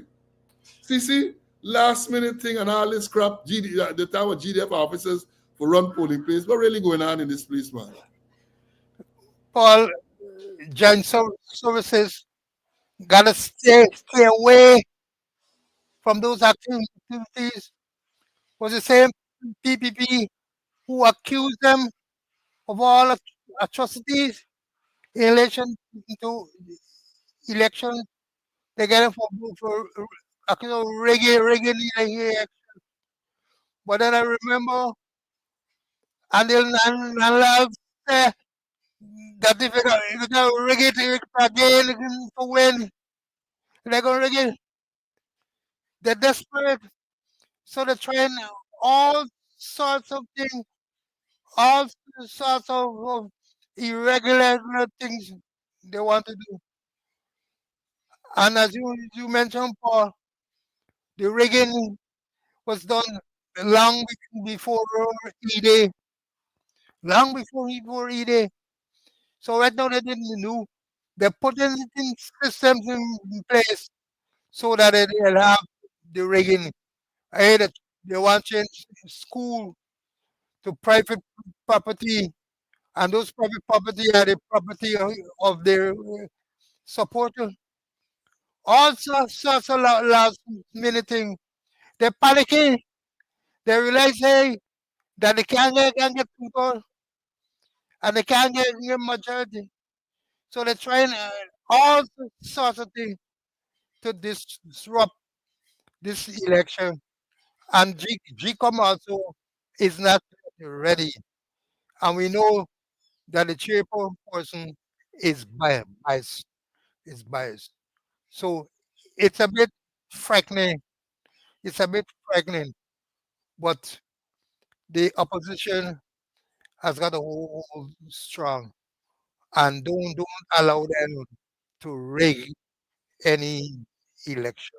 More so, this one, which is a more important in our life. Right, I'm gonna, as I've said, the theme is why we should vote the PPP out of office. And let me play you one of these things. And I've said this without any fear of contradiction. The PPP, this current PPP, is the most corrupt government this country has ever known. The evidence is there. And we're going to walk through some of the evidence, the most corrupt. But before we do that, I want to tell you how what corruption is. Let me tell you all, or let me play the tape about corruption. Here we go. Corruption is a vile disease that sucks and drains the health out of something good. Corruption in society is an evil moral infection that keeps community in a state of perpetual sickness. Corruption is a moral virus. It's so potent it leaves its host sick, lethargic, and unable to realize and accomplish all that a well person can. Where corruption thrives, poverty and not prosperity thrives. Wealth is grabbed into the greedy, grubby hands of those who get fat on the toil and labor of good people. Corruption benefits, only temporarily, those who participate in it. Everyone else is a victim of the theft, the deceit, the dishonesty, and the lies that corruption feeds on. You need to know that a corrupt person is stealing from you. Corruption is filthy work and despicable acts of treachery done under the table and behind closed doors. Corruption is a disgusting shame. Corruption keeps a nation back from true development and from progress. Wise investors steer clear of a corrupt environment. They would rather put their resources into a place where the playing field of opportunity is equal for all and not bent towards feeding the financial lust of corrupt, lying, cheating, thieving politicians and government officials. How many wonderful development projects have been lost because the investors didn't want to do business in a swamp of evil? When those great projects go to another nation or to some other place, we all lose. Believe me when I tell you that corruption steals from you, it steals from all of us. Corruption plunders the nation's wealth. Corruption people compromise on truth, equity, and fairness, choosing instead to feed off the short-term benefits of crookedness, exploitation, and financial perversion.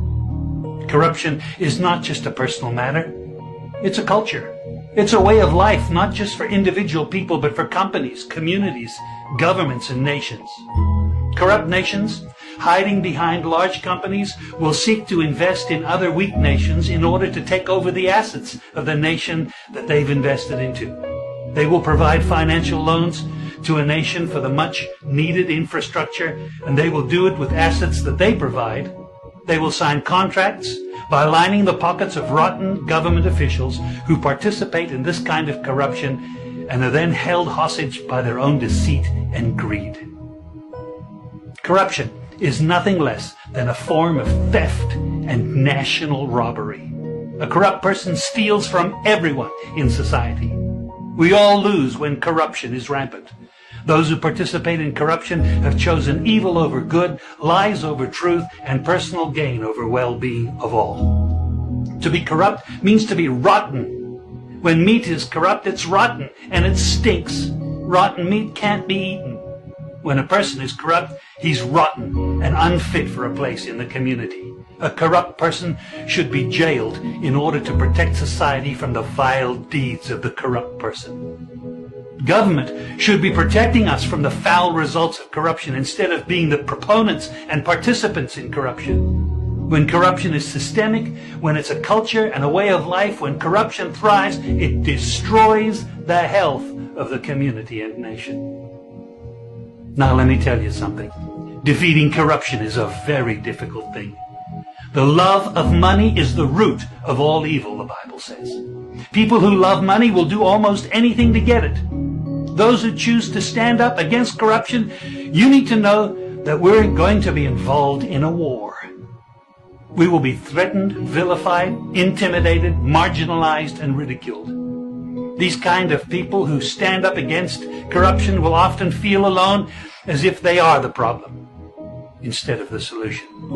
Corruption can only be defeated when enough people have had enough and decide to do something about it. Well, I hope we have all had enough. And on Monday, we're going to do something about it. We're going to vote the PPP out of office. Corruption. And remember, I got to tell you what GHK Lal said. GHK Lal said what we have today is not a government, but a gang of gangsters. For the most part, what Guyanese have for leaders today are nothing but out-of-control lunatics, pathological liars. We talk about the lies in relation to the cash grant, unconstructed racists, and political sadists. That is what we have for a government. And remember, too, I'm going to read something more. We're going to play. I hope you all get a little time this afternoon. Hope you all get a little time, because we're going to make sure we remind you of some things. That I've said, the theme is why we should vote the PPP out of office. And let me highlight some. When we talk about deaths, who can forget this little girl, Adriana Young? You tell me, which right-thinking parent or which right-thinking person, mother, father, brother, sister, can look at this image and tell me that these people deserve to go back there? And for those of you who know what we're talking about, this is Adriana Young, 11 years old, went with her grandmother to Doubleday to swim. Disappeared. Turned up dead the next day. Miraculously, because they claim that she drowned. Look at the state of this body that they claim drowned. No bloating, but she float. And the people, the science say that the body should bloat before it float. She was murdered. And what happened? Cover up from the very day, or the night of the very day. Police, Mandel, the assistant commissioner in charge of the region there, come to tell people, look, they see some CCTV, she go in some car, describe the car, heading towards Reading. Arrest a man the next day who's supposed to be the driver of the car. Then the next morning, I think she went missing the 23rd, 24th morning. They do all sort of things to distract people because they knew that she had been killed and she was in there. My conclusion. And they wanted to create diversions to get the body out. Luckily, the father and the villagers didn't fall for it. They stayed there all night. We are moving. And then what happened? They had to then stage a drowning, throw the body in the pool. A pool that was checked multiple times by different people from the time she went missing to the time the body miraculously turned up in the pool. Miraculously turned up. The morning of the 24th, they tell, oh God, she did some bullshit. Somebody said the police said, praise the Lord, look, she did some lies. The minister turned up. Minister of Social Protection turned up in the morning. She turned police, said they must get dogs and all that. Priya Manichan, all them turned up. And they're the ones who later claim that people were making this thing political. They were the first set of politicians that turned up. And then they're claiming that people trying to make it political. I am saying to all of us, come Monday, this image must be seared in our minds when we go to mark our vote. We must remember what they did to this little girl. We must remember that. We must remember what they did. It's corruption, incompetence. They said the commander sent them, the movie from Region 3 to East Bank, Demerara. Then because of outrage, he was then sent on administrative leave. So this man, according to what they said, this thing happened since is when April, I think, to now. May, June, July, August, 4 months, the man enjoying administrative leave. Right? Remember Adriana Young. Remember or in Boston, Dartmouth and the Essequibo Coast. Up to now, they can't tell us who sent the SWAT team to go there. But I recall vividly that at the time when this incident occurred, the PPP had a cabinet outreach. So all the ministers were on the Essequibo Coast meeting with people. And it is suggested that because of the presence of the ministers, including the president, and the complaints that were made, they said, let's SWAT go there. SWAT go. How those people were targeted. SWAT is based in Georgetown. You're suggesting to me that the people from Georgetown went there and did not interact with the local police, and the local police did not identify these places for them to go and unlawfully and illegally search? The judge said that. Justice Kissoon said so. You must remember that. It caused demonstration and all starting for the police to be charged with manslaughter. He recently got 25 years. And I want you to read the comments from the judge. Because basically what the judge and basically what he's saying, yeah, he was a shooter. But how he got there, he wasn't alone. He could not have left Georgetown and traveled all the way to Essequibo Coast on his own. And he was there under supervision. He was there under supervision, but he was made the scapegoat. He was made the scapegoat. You must remember that. Remember Quindon Bacchus, Aslington, Special Branch at Sting Operation. They shot him and they killed him. Again, scapegoat. One man charged for the murder. Two other men charged for some fancy thing. Right? The same day they charged, there was no presumption of innocence. The squatter dismissed them. Y'all must remember those things. Those people get families. They get children. And that is the way this government caused them to be treated. We had the 3 young policemen and Barbies who were dismissed summarily. Right? An officer misplaced, according to what the commander says, firearm. I don't know how the 3 ranks were linked. They weren't charged for anything. Just summarily dismissed the squatter, dismissed them, no presumption of innocence. Y'all gonna remember that? And I'm giving you reasons why we should vote these people out. Right? When you come to Ronaldo Peters and Kevin Fortuné Linden, they charged one man for the murder of Peters. Up to now, you can't hear nothing but Fortuné and the killing. And the crime chief, Blanham said, oh, they're not investigating that. This is a death. This is a homicide. Where police are alleged to have shot and killed this man. And the crime chief said, they may investigate. The CID is not investigating. CID is not investigating the death of Fortuné. That is what the crime chief said. We had a killing by the police of the 2 men at Maikoni. Right? Y'all remember that? Y'all mustn't forget these things, you know. Roger Peer and Frederick Williams of Maikoni. That was January this year. Peer seems to have been the unsung mind. We saw the video. He showing son of the police. Son. Showing son of the police. And then he said that Williams now, seeing that, decided to try to intervene to resolve the thing. Police opened fire, killed both men. The 2 police who were there opened fire, killed both men. And it would not surprise you to know that one of those policemen, he was a sergeant at the time. They were promoted in February to inspector. How can we sit back and condone this type of thing?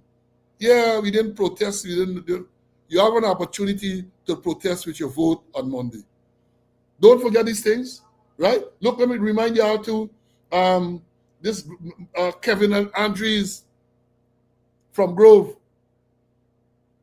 Kevin Andrews in October 2021 shot and killed by a certain policeman who has a reputation of shooting and killing people. What happened to that? What happened to that? You hear nothing, right? Then we have, when we talk about deaths, road deaths, and we talked about it earlier, road deaths. Something is wrong with this in the system. And the government has not done anything concrete to address the situation. Nothing.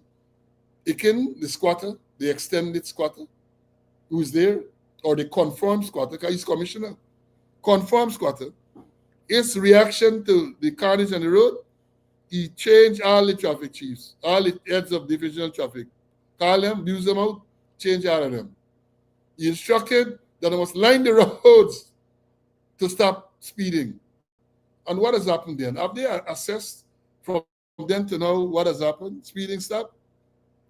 Speeding stop? This government, a lot of piecemeal measures. Oh, nonetheless, they change, they amend the Motor Vehicle Road Traffic Act so that if you cause the death of anyone and you're found to have been over the legal limit, not causing death by dangerous driving, you're charged with motor manslaughter. How many persons have been charged with motor manslaughter? How many? Oh, we gotta have cameras, speed cameras along the thing. You don't have to issue a ticket now. You take camera. How many tickets were issued? How many tickets were paid? Has that had any significant impact on the carnage on the road? Because for this month alone, August, as we have seen so far, at least 16 deaths on the road. Government is there, and the supporters and the sycophants, of course, it's not government not to be blamed. So who are you going to blame? The government is responsible for ensuring that systems are put in place to deal with all of these things. If you can't do that, then demit. Don't wait for the elections on Monday. Resign all your say already pack up. Don't worry, all them additional 14 polling places we asking for. We give up. We chuck in the towel. Let it be like boxing, showing your towel, you're done. If you're not to be blamed. Who to be blamed? You have the machinery of state at your disposal to make sure that you have proper interventions. But what are they doing? Oh, we're going to put body camera, police away body camera, right? To stop corruption and stop things. Has it had any impact? 5,000 body camera, they say. 5,000. And yes, still we are seeing incidents and no body camera evidence. It's just talk. Just talk. And people are dying. Then look at what we get. Are we still the suicide capital of the world? Stress. Stress. People stressed out. Taking their own lives. Taking their own lives. Fire. I got to bring in CC just now. Fire. All over the place. I understand. I read somewhere, I don't know how accurate it is, that since 2020 when the government came into power, this government, this corrupt, incompetent government, there has been like about, dozens of, not dozens, I understand a quote of figure about 20 schools about fires. That's what I know in Georgetown, as I've said before, you had many. The most recent, not Georgetown, but the most recent school being Kokwani. So many fires. And then in some cases, like they did with Christchurch, the fire service said the fire was deliberately set. In other words, it's arson. They have others that they have said so. What has happened? And the most egregious one, Madja school dormitory. Madja, 20 children born to death. And let me say this to my Amerindian brothers and sisters. How can you, in all good conscience, support this government having regards to what they did to those children? Lock them up like animals in a building there. Born to death, 20 of them. 20. Look at the compensation. I think they get 3 million and 5 million they were offering them. Coerce them into taking money. And again, my Amerindian brothers and sisters, look at what they did. Look at what Dharmlal was alleged to have done to that little indigenous. They not politically correct to say Amerindian, so my apologies for using that word. The indigenous children. And you know better than I do, that even though the allegation of rape was with this one child, we understand that is not an isolated case. It is not an isolated case. They are preying, P-R-E-Y. They are preying on those innocent children. And don't for one moment believe that it's only the girls they are preying on, We understand they're preying on the little boys too. They are sick people. And you want to tell me in all good conscience you want to give them a second chance? To do what? To rape more children? To bugger more little boys? That is what you want? That is what you are going to put your vote on? And there are so many breakdown police stations. Fire. Burn down the old compound on Saturday, burn down. Then, they come, oh, they're going to go after the intellectual authors. Yeah, they don't know intellectual authors overseas arranged to the big damn compound to be burned. The old compound, only the western building was left. Everything burned up. Everything burned up. And here, the next morning, I will never ever forget that. This fire occurred this Saturday. I think it was the 1st of October. The very next morning, the Sunday morning, you had heavy duty machinery in there removing the debris. And they're telling you they're going to get international help to come and find out what happened there with the fire. And then later on, they tell you there's a man with a sponge, a wire, and a lighter. What happened to the case? What happened to the case? That is what I'm telling you, people. Remember and reflect on all of these things when you go out on Monday to vote. Remember and reflect on all of those things. And those are only some of the fires that we gave to you. There are only some. You live in Guyana, or even if you live in Guyana, you read the news with the many, many fires they have. Let me bring in Mr. Conway, and then I am going to pick up. Again, we are advancing reasons why you should get rid of this corrupt and incompetent government. You have the opportunity on Monday to so do. CC? Yeah, Yeah. this government sitting on the four pillars: corruption, fire, death, and drugs. Corruption, the order of the day. The fires, Paul, you talk about the fire, deaths, drugs, 4.4 tons of cocaine discovered at matching switch. The commander in there is still a member of the force. The sergeant in there and the stanger promoted. The sub-division get promoted.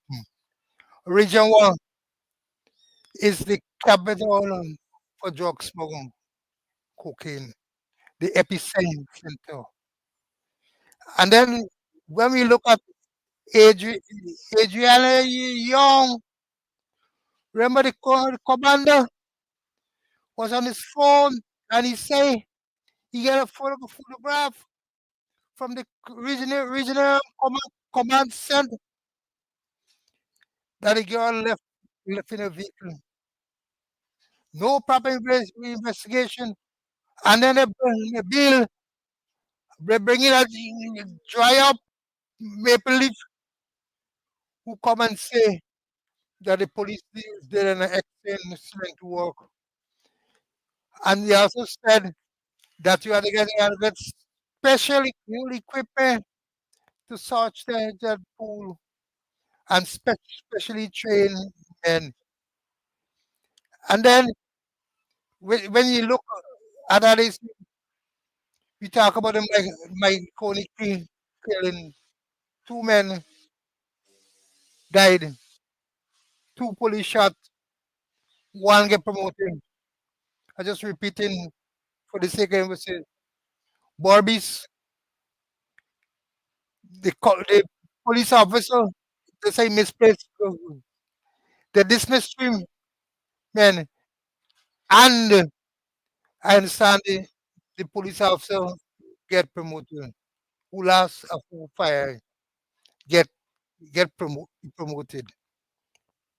Barbies, couple of months ago, the second in command of Barbie, who had the proclivity of bar hopping on Saturday night and Sunday night, was involved in an accident with driving his vehicle, a motorcyclist who died on this spot. Your second in command.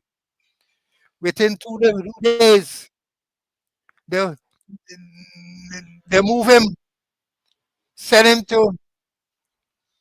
to originate. Not only will you send him, they send him as commander and subsequently promoted to senior superintendent. Let me recap. After bar hopping, ended up in an accident. He was a driver of the car, motorcyclist guy. This man. He was second in command. Within days, transferred to Region 8 as commander, and in hours promoted to senior superintendent.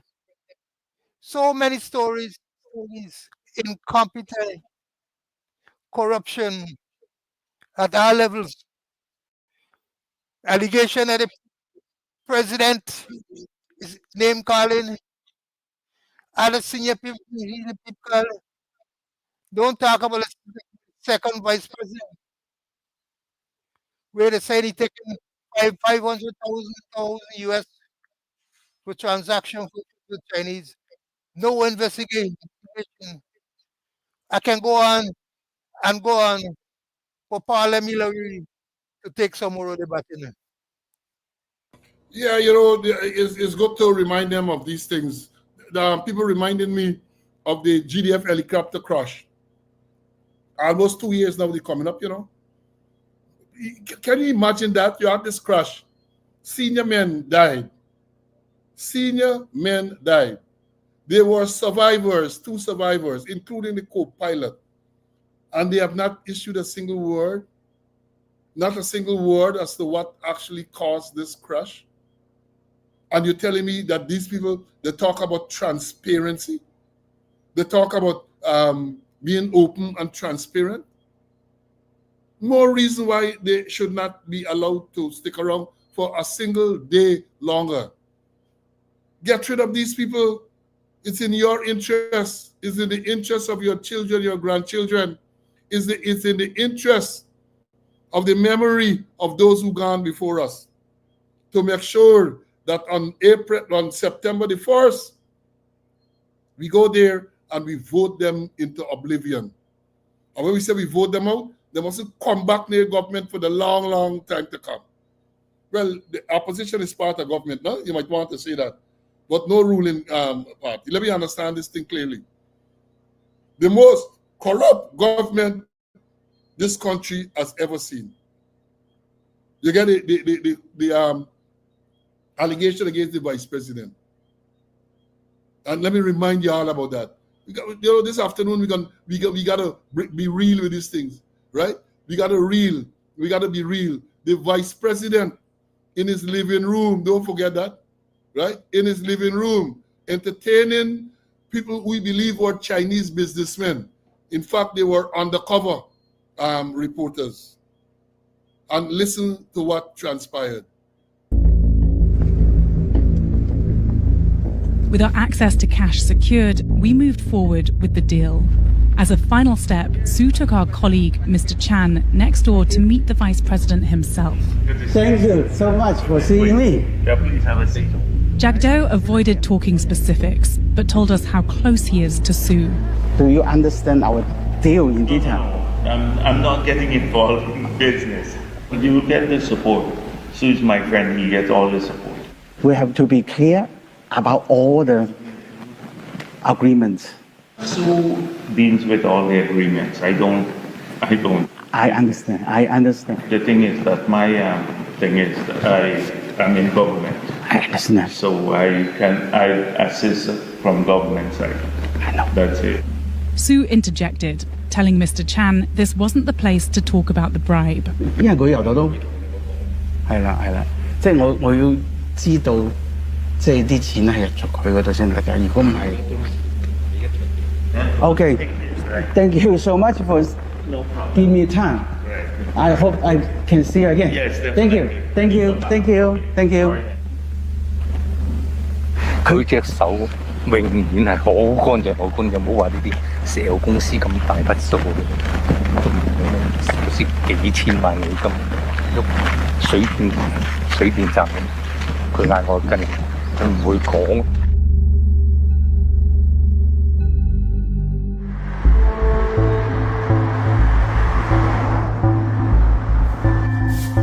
personal profit isn't the only thing at stake here. China's expansion in South America has set off a large... Yeah, folks, you saw that. That is a part of the same thing. Understand what happened, you know. This is the vice president. Yeah, share the life, share the life. This is the vice president entertaining Sue in his living room. Sue and other people, other Chinese, in his living room. They went there with a sting thing. And here was the vice president telling them, you know, this is not somebody reported that he said, he's telling you, Sue looks after business. I in the government, I dealing, Sue's my friend. Sue is my friend.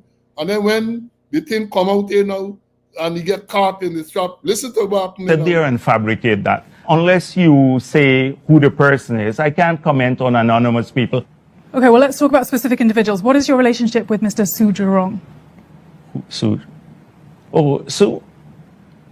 My relationship? Nothing. He's a tenant in my place, yeah. And he's a good friend of yours? Yes, yes, he is a friend of ours. He claims... Of course, he was a friend of mine. He's my friend. I can look after, he can thing. She was my friend. Now, when he get brace, he's a friend of ours. And I say this in all fairness. It's an allegation. Serious allegation. And the man who has the power to cause a proper, credible investigation, he didn't even get Soku for investigator. He did not even put Soku to investigate that serious allegation that he taken $500,000 from Chinese businessmen to facilitate contract. That is what the allegation is made. And I would have thought that if you're so innocent, you want to have your name cleared, let it bring in FBI, bring in somebody reputable to investigate this thing. And when they investigate, part of the investigation must be polygraph, like detector test. But how do we know that you can't pass no like detector test? You can fail it like how many of the senior police officers now fail like detector test back in 2020. Not before 2020, 2015, 2016. They failed like detector test. And some of the questions that they could not have answered honestly. One of the questions was that, have you benefited from the drug trade? Senior police officers, no, senior now, couldn't honestly answer that back in 2015. They couldn't answer. But I'm saying these are reasons to get rid of these people. Get rid of the PPP. Let me tell you this. It's in your hands. Nobody can tell you where to vote. Nobody. And let me put up this next quote. Look. Hey. This is significant. So by endorsing a party, or I can change it, by voting for a party widely accused of corruption, extradition, killing, money laundering, and the transfer of national wealth to a select few families, those people have revealed not a political shift, but a serious lapse in character. Opportunism may offer short-term rewards, but no one ever truly trusts a turncoat, and history won't either. Yeah, that's what we're talking about. So when you go there on Monday, you got a chance to go early vote. Go early and vote these people out of office, right? Vote them out of office. We have the power. All we talking, well, most people, the majority of Guyanese, even the people who support the PVP, can't bury their head and deny that you get corruption. Can't bury their head and deny that the corruption is massive, right? They all know, there's agree, there's accept. PVP, they say, yeah, but them people is bad, like 7 Karas, they're bad, thieving, left, right, and center. And many of the people who are their supporters, punishing, it's just a select few benefiting. They're punishing. So you have that allegation of corruption. You have the recent allegation by Junior Bosch, where the man alleged that the president is involved in deals. He accused, he said that somebody tell the president's mother. He called minister name, the minister Barat. He called many other names. And what Nandala said, oh, it's false. What Jack Dio said, it's rumor. Imagine that. Imagine that serious allegation of that nature, and you saying it's rumor. And the man gave details. The man gave details, and they didn't see it fit to have it properly investigated. But let me tell you what can happen. This is how you have fallout with Asudin. Remember Asudin Mohammed, who's now the presidential candidate for Win? They were like Bati and Poe. They were like Bati and Poe in the run-up to the 2020 election. Asudin provided with vehicle, financed them, he and his father financed them heavily. And then when the United States sanctioned Asudin Mohammed, his father, and the PS of the Ministry of Home Affairs, then they run for cover. They run for cover and are pretending that they didn't know about all that what they are now alleging or what the US alleged. They didn't know. They didn't know. Even with the Lamborghini, it is alleged that the president himself was involved. President never denied that, as far as I'm aware. Boy, he said that the man never told him the right price. Why should tell you any price for? Why should he be telling you anything about price? Is you what? If you and the man tight and the man call you, all you have to say, look, I ain't there in the talk to the people of the GRE. But no. So corruption. And remember, when the United States sanctioned Asudin Mohammed, his father, the company, and May Thomas, they talk about government officials, plural, more than one. But only one government official they had sanctioned in May Thomas. But they repeated, OFAC repeated, government officials. Some more up on the pipeline, more in the pipeline. It's not a matter of time. And then they sanctioned a senior police officer for drug trafficking. I want to think in, a senior police officer who was in charge of the drug capital of the Guyana, Region 1. They're sanctioning, he says he's a drug trafficker. He facilitated drug trafficking. And what have they done? Oh, they're waiting and report. They're waiting and report. When they ask Blanham, oh, that is, say they don't investigate police officers. If his money is so cool. That is what you have. That is what we have parading as senior police officers. Corruption. You got senior officer pull in at Miami and question at length. But I say this to them. They can deny the allegations made by Junior Bash. They can deny the Vice News report allegation made against the Vice President. I sure they have agencies who have analyzed and who have come to a certain conclusion. And it's just a matter of time. It's a time longer than twine, Time is longer than twine. It's only a matter of time. Only all this corruption, and they tell you all sort of thing. All this corruption. All this. These things that we talk about are certain. My friend and Milaya talk about don't change certainty for uncertainty. Well, the president doesn't know uncertainty. So don't praise certainty for uncertainty. That's what the president did. Yeah. Let me put this way again. I said it before. I'm saying it again. If what is certain, as we have seen, is drug trafficking, money laundering, corruption, and all of those things, if that is certain, sanctions, that is what is certain. Give me uncertainty. I can take uncertainty any day. Any day. I can take that. Right? Let me bring in Mr. Conway. I got a call coming through. I think it's an important call I was expecting. See, let me tell you, do you want certainty or uncertainty? What I'm certain about is that we had a government for 5 years sitting comfortably on corruption, fire, deaths, and drugs. Corruption left, right, and center. From the top being accused, the vice president being accused, fire, police building, government building, a whole set of arguments, deaths, suicide, road deaths, murder, torment, and all sorts of things. Drugs. We had 4.4 tons of cocaine discovered, and the police weren't involved. Region 1 became the epicenter and still is for drugs, and we're talking about cocaine.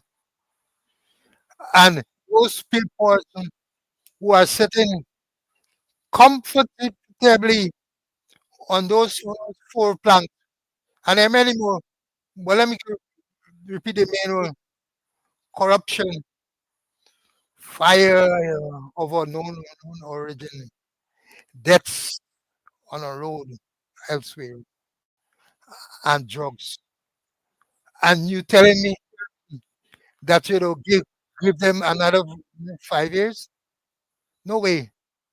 When you go in that box, that polling box on Monday, the 4th of September, you must see shade green.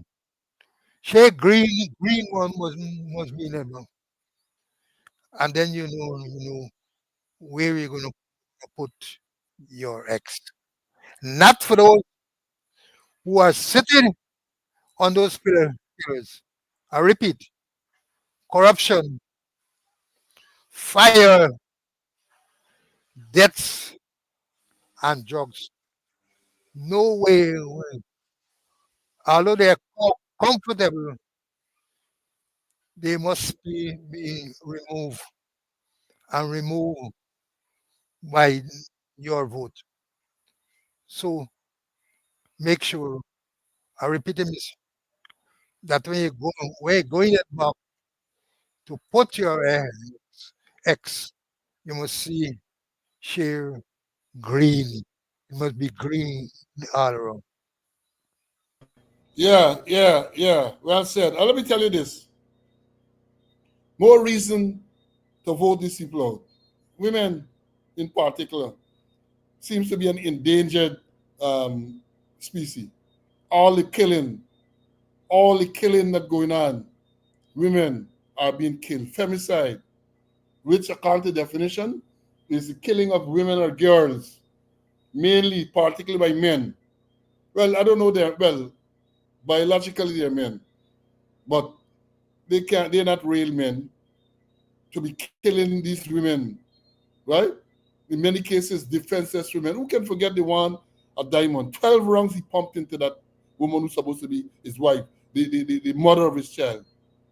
Only this week on Monday, 10 rounds, the man shoot. Up to now, they have not said that this man is a licensed firearm owner. And the mere fact that they are silent on that suggests to me that this man is a licensed firearm owner. And even though they had reports that he abusing this woman and he using firearm, chasing, he shooting wrong, they did nothing. Perhaps because he's connected. They did nothing. And you want to sit back and tell me, women, you sitting back and tell me you want this people to come again? Voting for them is like putting your own lives at risk. Voting for the PPP again after what they have done to women in particular is like playing Russian roulette. Except that the gun loaded with more than one bullet. Russian roulette, normally it was a six cylinder. They put one live bullet and you roll the barrel, and then so you know which chamber the ammo is gonna fall on. Right? So it's 1 in 6. That is the probability, 1 in 6. But in this case, they got more than one. They have more than one. So the probability of you being killed is much higher. People on the road, people who's supposed to be your spouse, all are going on. All of that. And you want to tell me that you're going to go there and vote for these people coming? It's like playing Russian roulette.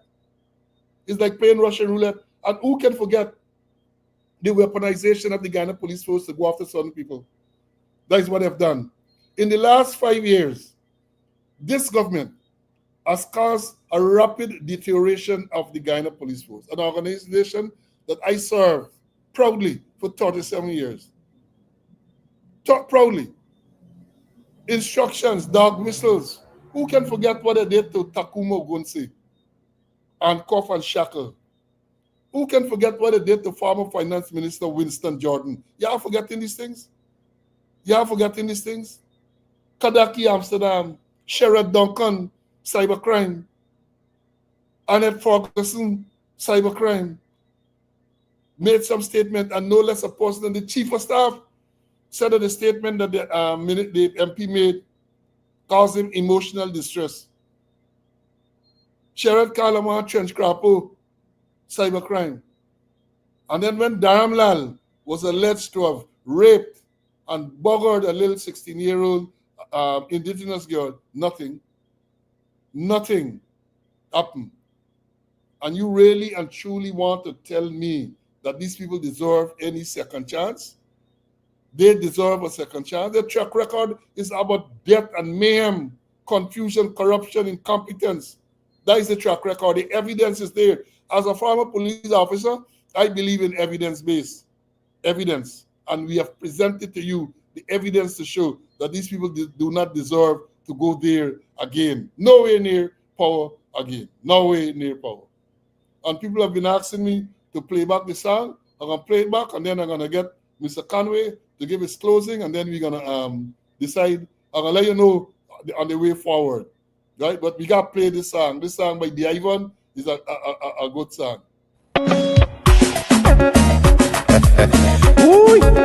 Let me go. It's the honor and dignity that made us proud of our country. Have we forgotten our motto? One people, one nation, one destiny. Oh man, me again. Boy, in a wealthy country like this, I cannot understand why the fear of poverty should depress our countrymen when we got sugar, bauxite and rice in commercial quantity, diamond, lumber and gold, alligator and camudi. We need a change. Give us a change. We need to rearrange our political policy, man. We need a change, a radical change. We need transparency and accountability. Give us a change.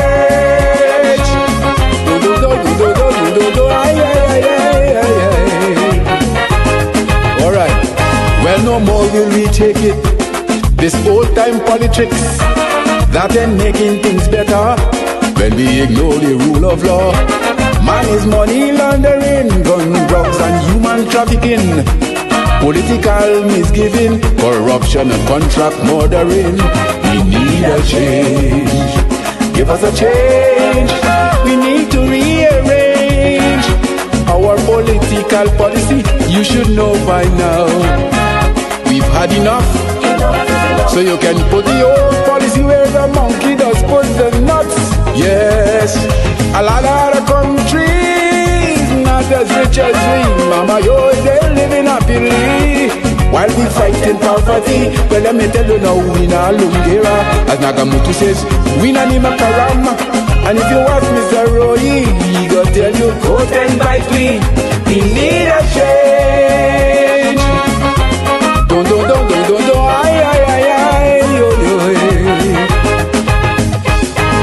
one don't have to be a rocket scientist for one to calculate the heartache poverty create. We blessed with natural resources, with gallons of oil pouring down, where peace of mind can still be found, with a lot of paisa for everyone. We need a change. Give us a change. We need to rearrange our political policy. Man, we need a change, a radical change, to eliminate job insecurity, to eliminate crime with impunity. Give us a change.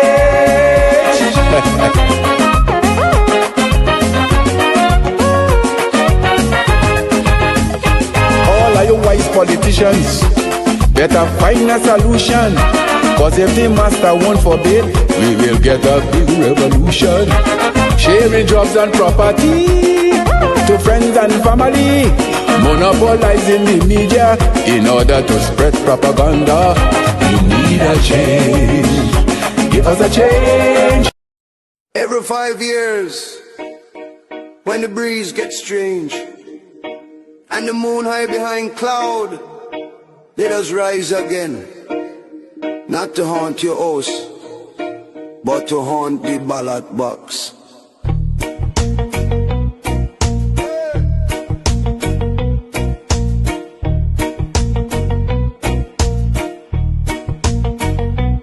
Every 5 years, them awake from the tomb, creeping through the night on election moon.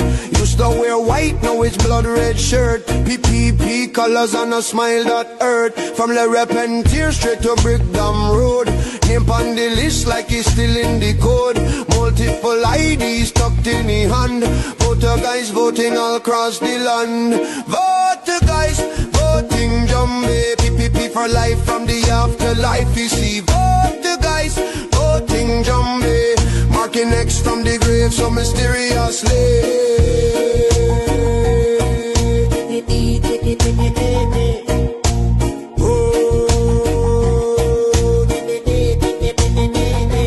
In the afterlife, we deal in big contract. Road and bridge with a ghostly kickback. If you talk too loud, he drift through your walls. Say, shish, my child. The PPP call from Bartica Shore to Burbis Bridge. He floating cross like a phantom fridge. Nobody know how we pass the gate, but he first in line when it's voting date. Voter guys, voting Jumbe. PPP for life from the afterlife. You see, voter guys, voting Jumbe. Marking X from the grave so mysteriously.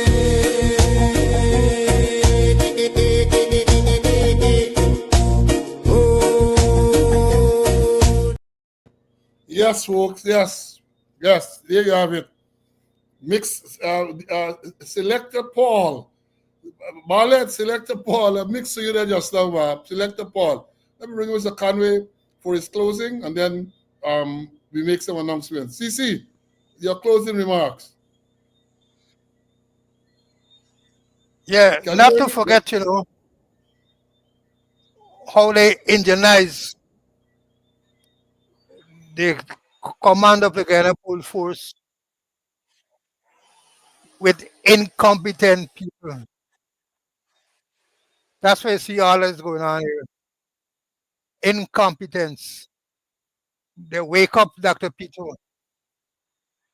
promoting incompetence. And I always say that when you're incompetent and you try your incompetent, yes, you are still incompetent. So also get rid of this incompetent government. See Shea Green on Monday when you go in that box to cast your vote. Yeah, we got a joker here talking about all the allegations. Now, look, the allegation about Jack Dio is 2020. All is during this administration. There's some prominent Shivnath coming in with crap, right? Look at all the allegations, the drug smuggling and all this other things since 2020. Since 2020, he did one of them, no child left behind, so he come with a lot of crap. Now let me make some announcements. I just read that it is announced that Monday, the 1st of September, is a public holiday in Guyana. Robeson-Ben, the Minister of Home Affairs, just did his final task as minister. Final task as Minister of Home Affairs and part of the PPP government. He wrote that Monday is public holiday notice. Monday, September 1, 2025 is hereby declared a public holiday in observance of general elections. I think general and that's why you just general and regional election. Sign Robeson Ben. Robeson shoot and scoot Ben. Just sign that. ropes to shoot and scoot Ben. Right? So people can get charged. You can't make no excuse, say you boss man. But let me tell you this, even though it's a public holiday, you have to watch with these security services and other people who have to work on that day. There are lots of people, nurses and all these people got to work on that day. Monitor to make sure that they get the opportunity to go and vote. It is a constitutional right to go and vote. So Monday is a public holiday. Now, you know, tomorrow night, Saturday the 30th, the PNC, the coalition, APNU, they have the final campaign rally at the Square of the Revolution. I'm not sure about the timings. So all of you who are in Georgetown and proximity should go and get, this is what is going on.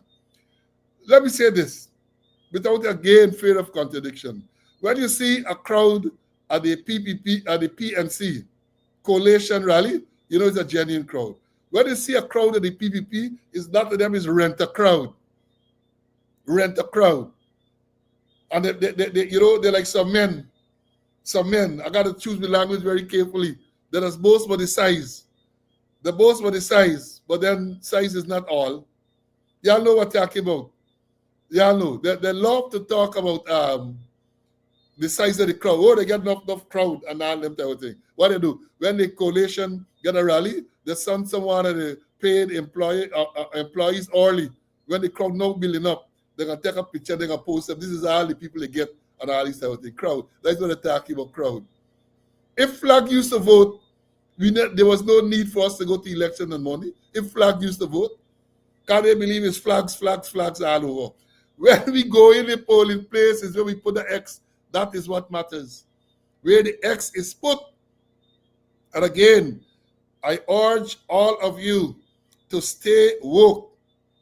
Stay woke, stay alert. A lot of shenanigans going on. When you see Ben wait till this last moment, all of us suspect they're going to make public holiday Monday. He wait till the last moment to do his last task as the Minister of Home Affairs. He declared public holiday Monday in respect to general and regional election. Now, Monday, you know, this program is normally held Mondays, Wednesdays, and Fridays. Mondays, 11, Wednesday, 11, and Friday at 4 o'clock in the afternoon. Monday is election day, and all week going to be busy with elections. Those of you who we vote early, and then we assist people to go and vote, and we got to monitor and so on. So we're not going to have any program on Monday, but we're going to come again Sunday afternoon, election eve. We come in Sunday afternoon at 4 o'clock, and we're going to deal with more issues to tell you why. Just to remind you and to refresh you as to why we should go and vote this corrupt government out. So we come in Sunday afternoon at 4, and please inform all the students. Some have left classes already. Inform them. The notice will be put, in addition to this announcement, we're going to put the notice that Sunday afternoon at 4 o'clock, we're going to come and we are going to give our pre-election wrap-up Sunday afternoon. So tomorrow, you go to rally, right? Tomorrow you go to rally, and then Sunday you're going to come, you're going to get what a reminder or a refresher. We can do this. Refresher. So folks, that is all for today. Again, my apologies for the break in the program. No fault of ours, but I may come back the time. We may come back the time. No fault of ours. Blackout. Blackout. There's a staple in Guyana. Blackout. The fastest growing economy, but all because you have incompetent and corrupt people. That is what you have. Incompetent and corrupt people. So no matter how much money you get, no matter money you get, right? So Mr. What your name? Let me see, Mr. Somebody, you got a trolley. Let me deal with you early. What your name? Permanent shift. Now this is not a program for you, by wrong place. We don't encourage them. We ain't paying our platform fee and people who come to assist and get a little tap up and so on. For people like you trolls come on this program and talking crap. No, we don't allow that. Go on the other programs, not on this platform. Wrong platform. We don't deal with that here, right? So bye-bye. Bye-bye. folks, again, we say we had a long morning, a long afternoon rather, occasioned by the break in the transmission power outage. As I said, I think we made up the time. And again, let me close by telling you, as I would normally say, be safe. Be safe. And God spare life. We're going to come here again on Sunday afternoon. Sunday afternoon. And remind you, tell all your friends, all your family, and tell them, we go in and vote for the Palm. Come Monday, we go in early and we voting for the Palm. We ensuring all we household, all them go and vote. And if you have issues, make sure you speak to one of your representatives if you have issues, because I anticipate there are going to be a lot of shenanigans to deny people in certain areas the right to exercise the franchise, your constitutional right to exercise your franchise. So we're not going to allow that. Vote peacefully, don't think, come on, and anything. But be woke. Be woke. Watch them. Watch them. Watch with them with 4 eyes. Because they come in, they're desperate, and they come in with all kind of things. So until Sunday afternoon, God's Spirit Life, we're going to meet, and we are going to continue to have, we're going to have another program of speaking out, exposing corruption, incompetence. Until then, stay well. Bye.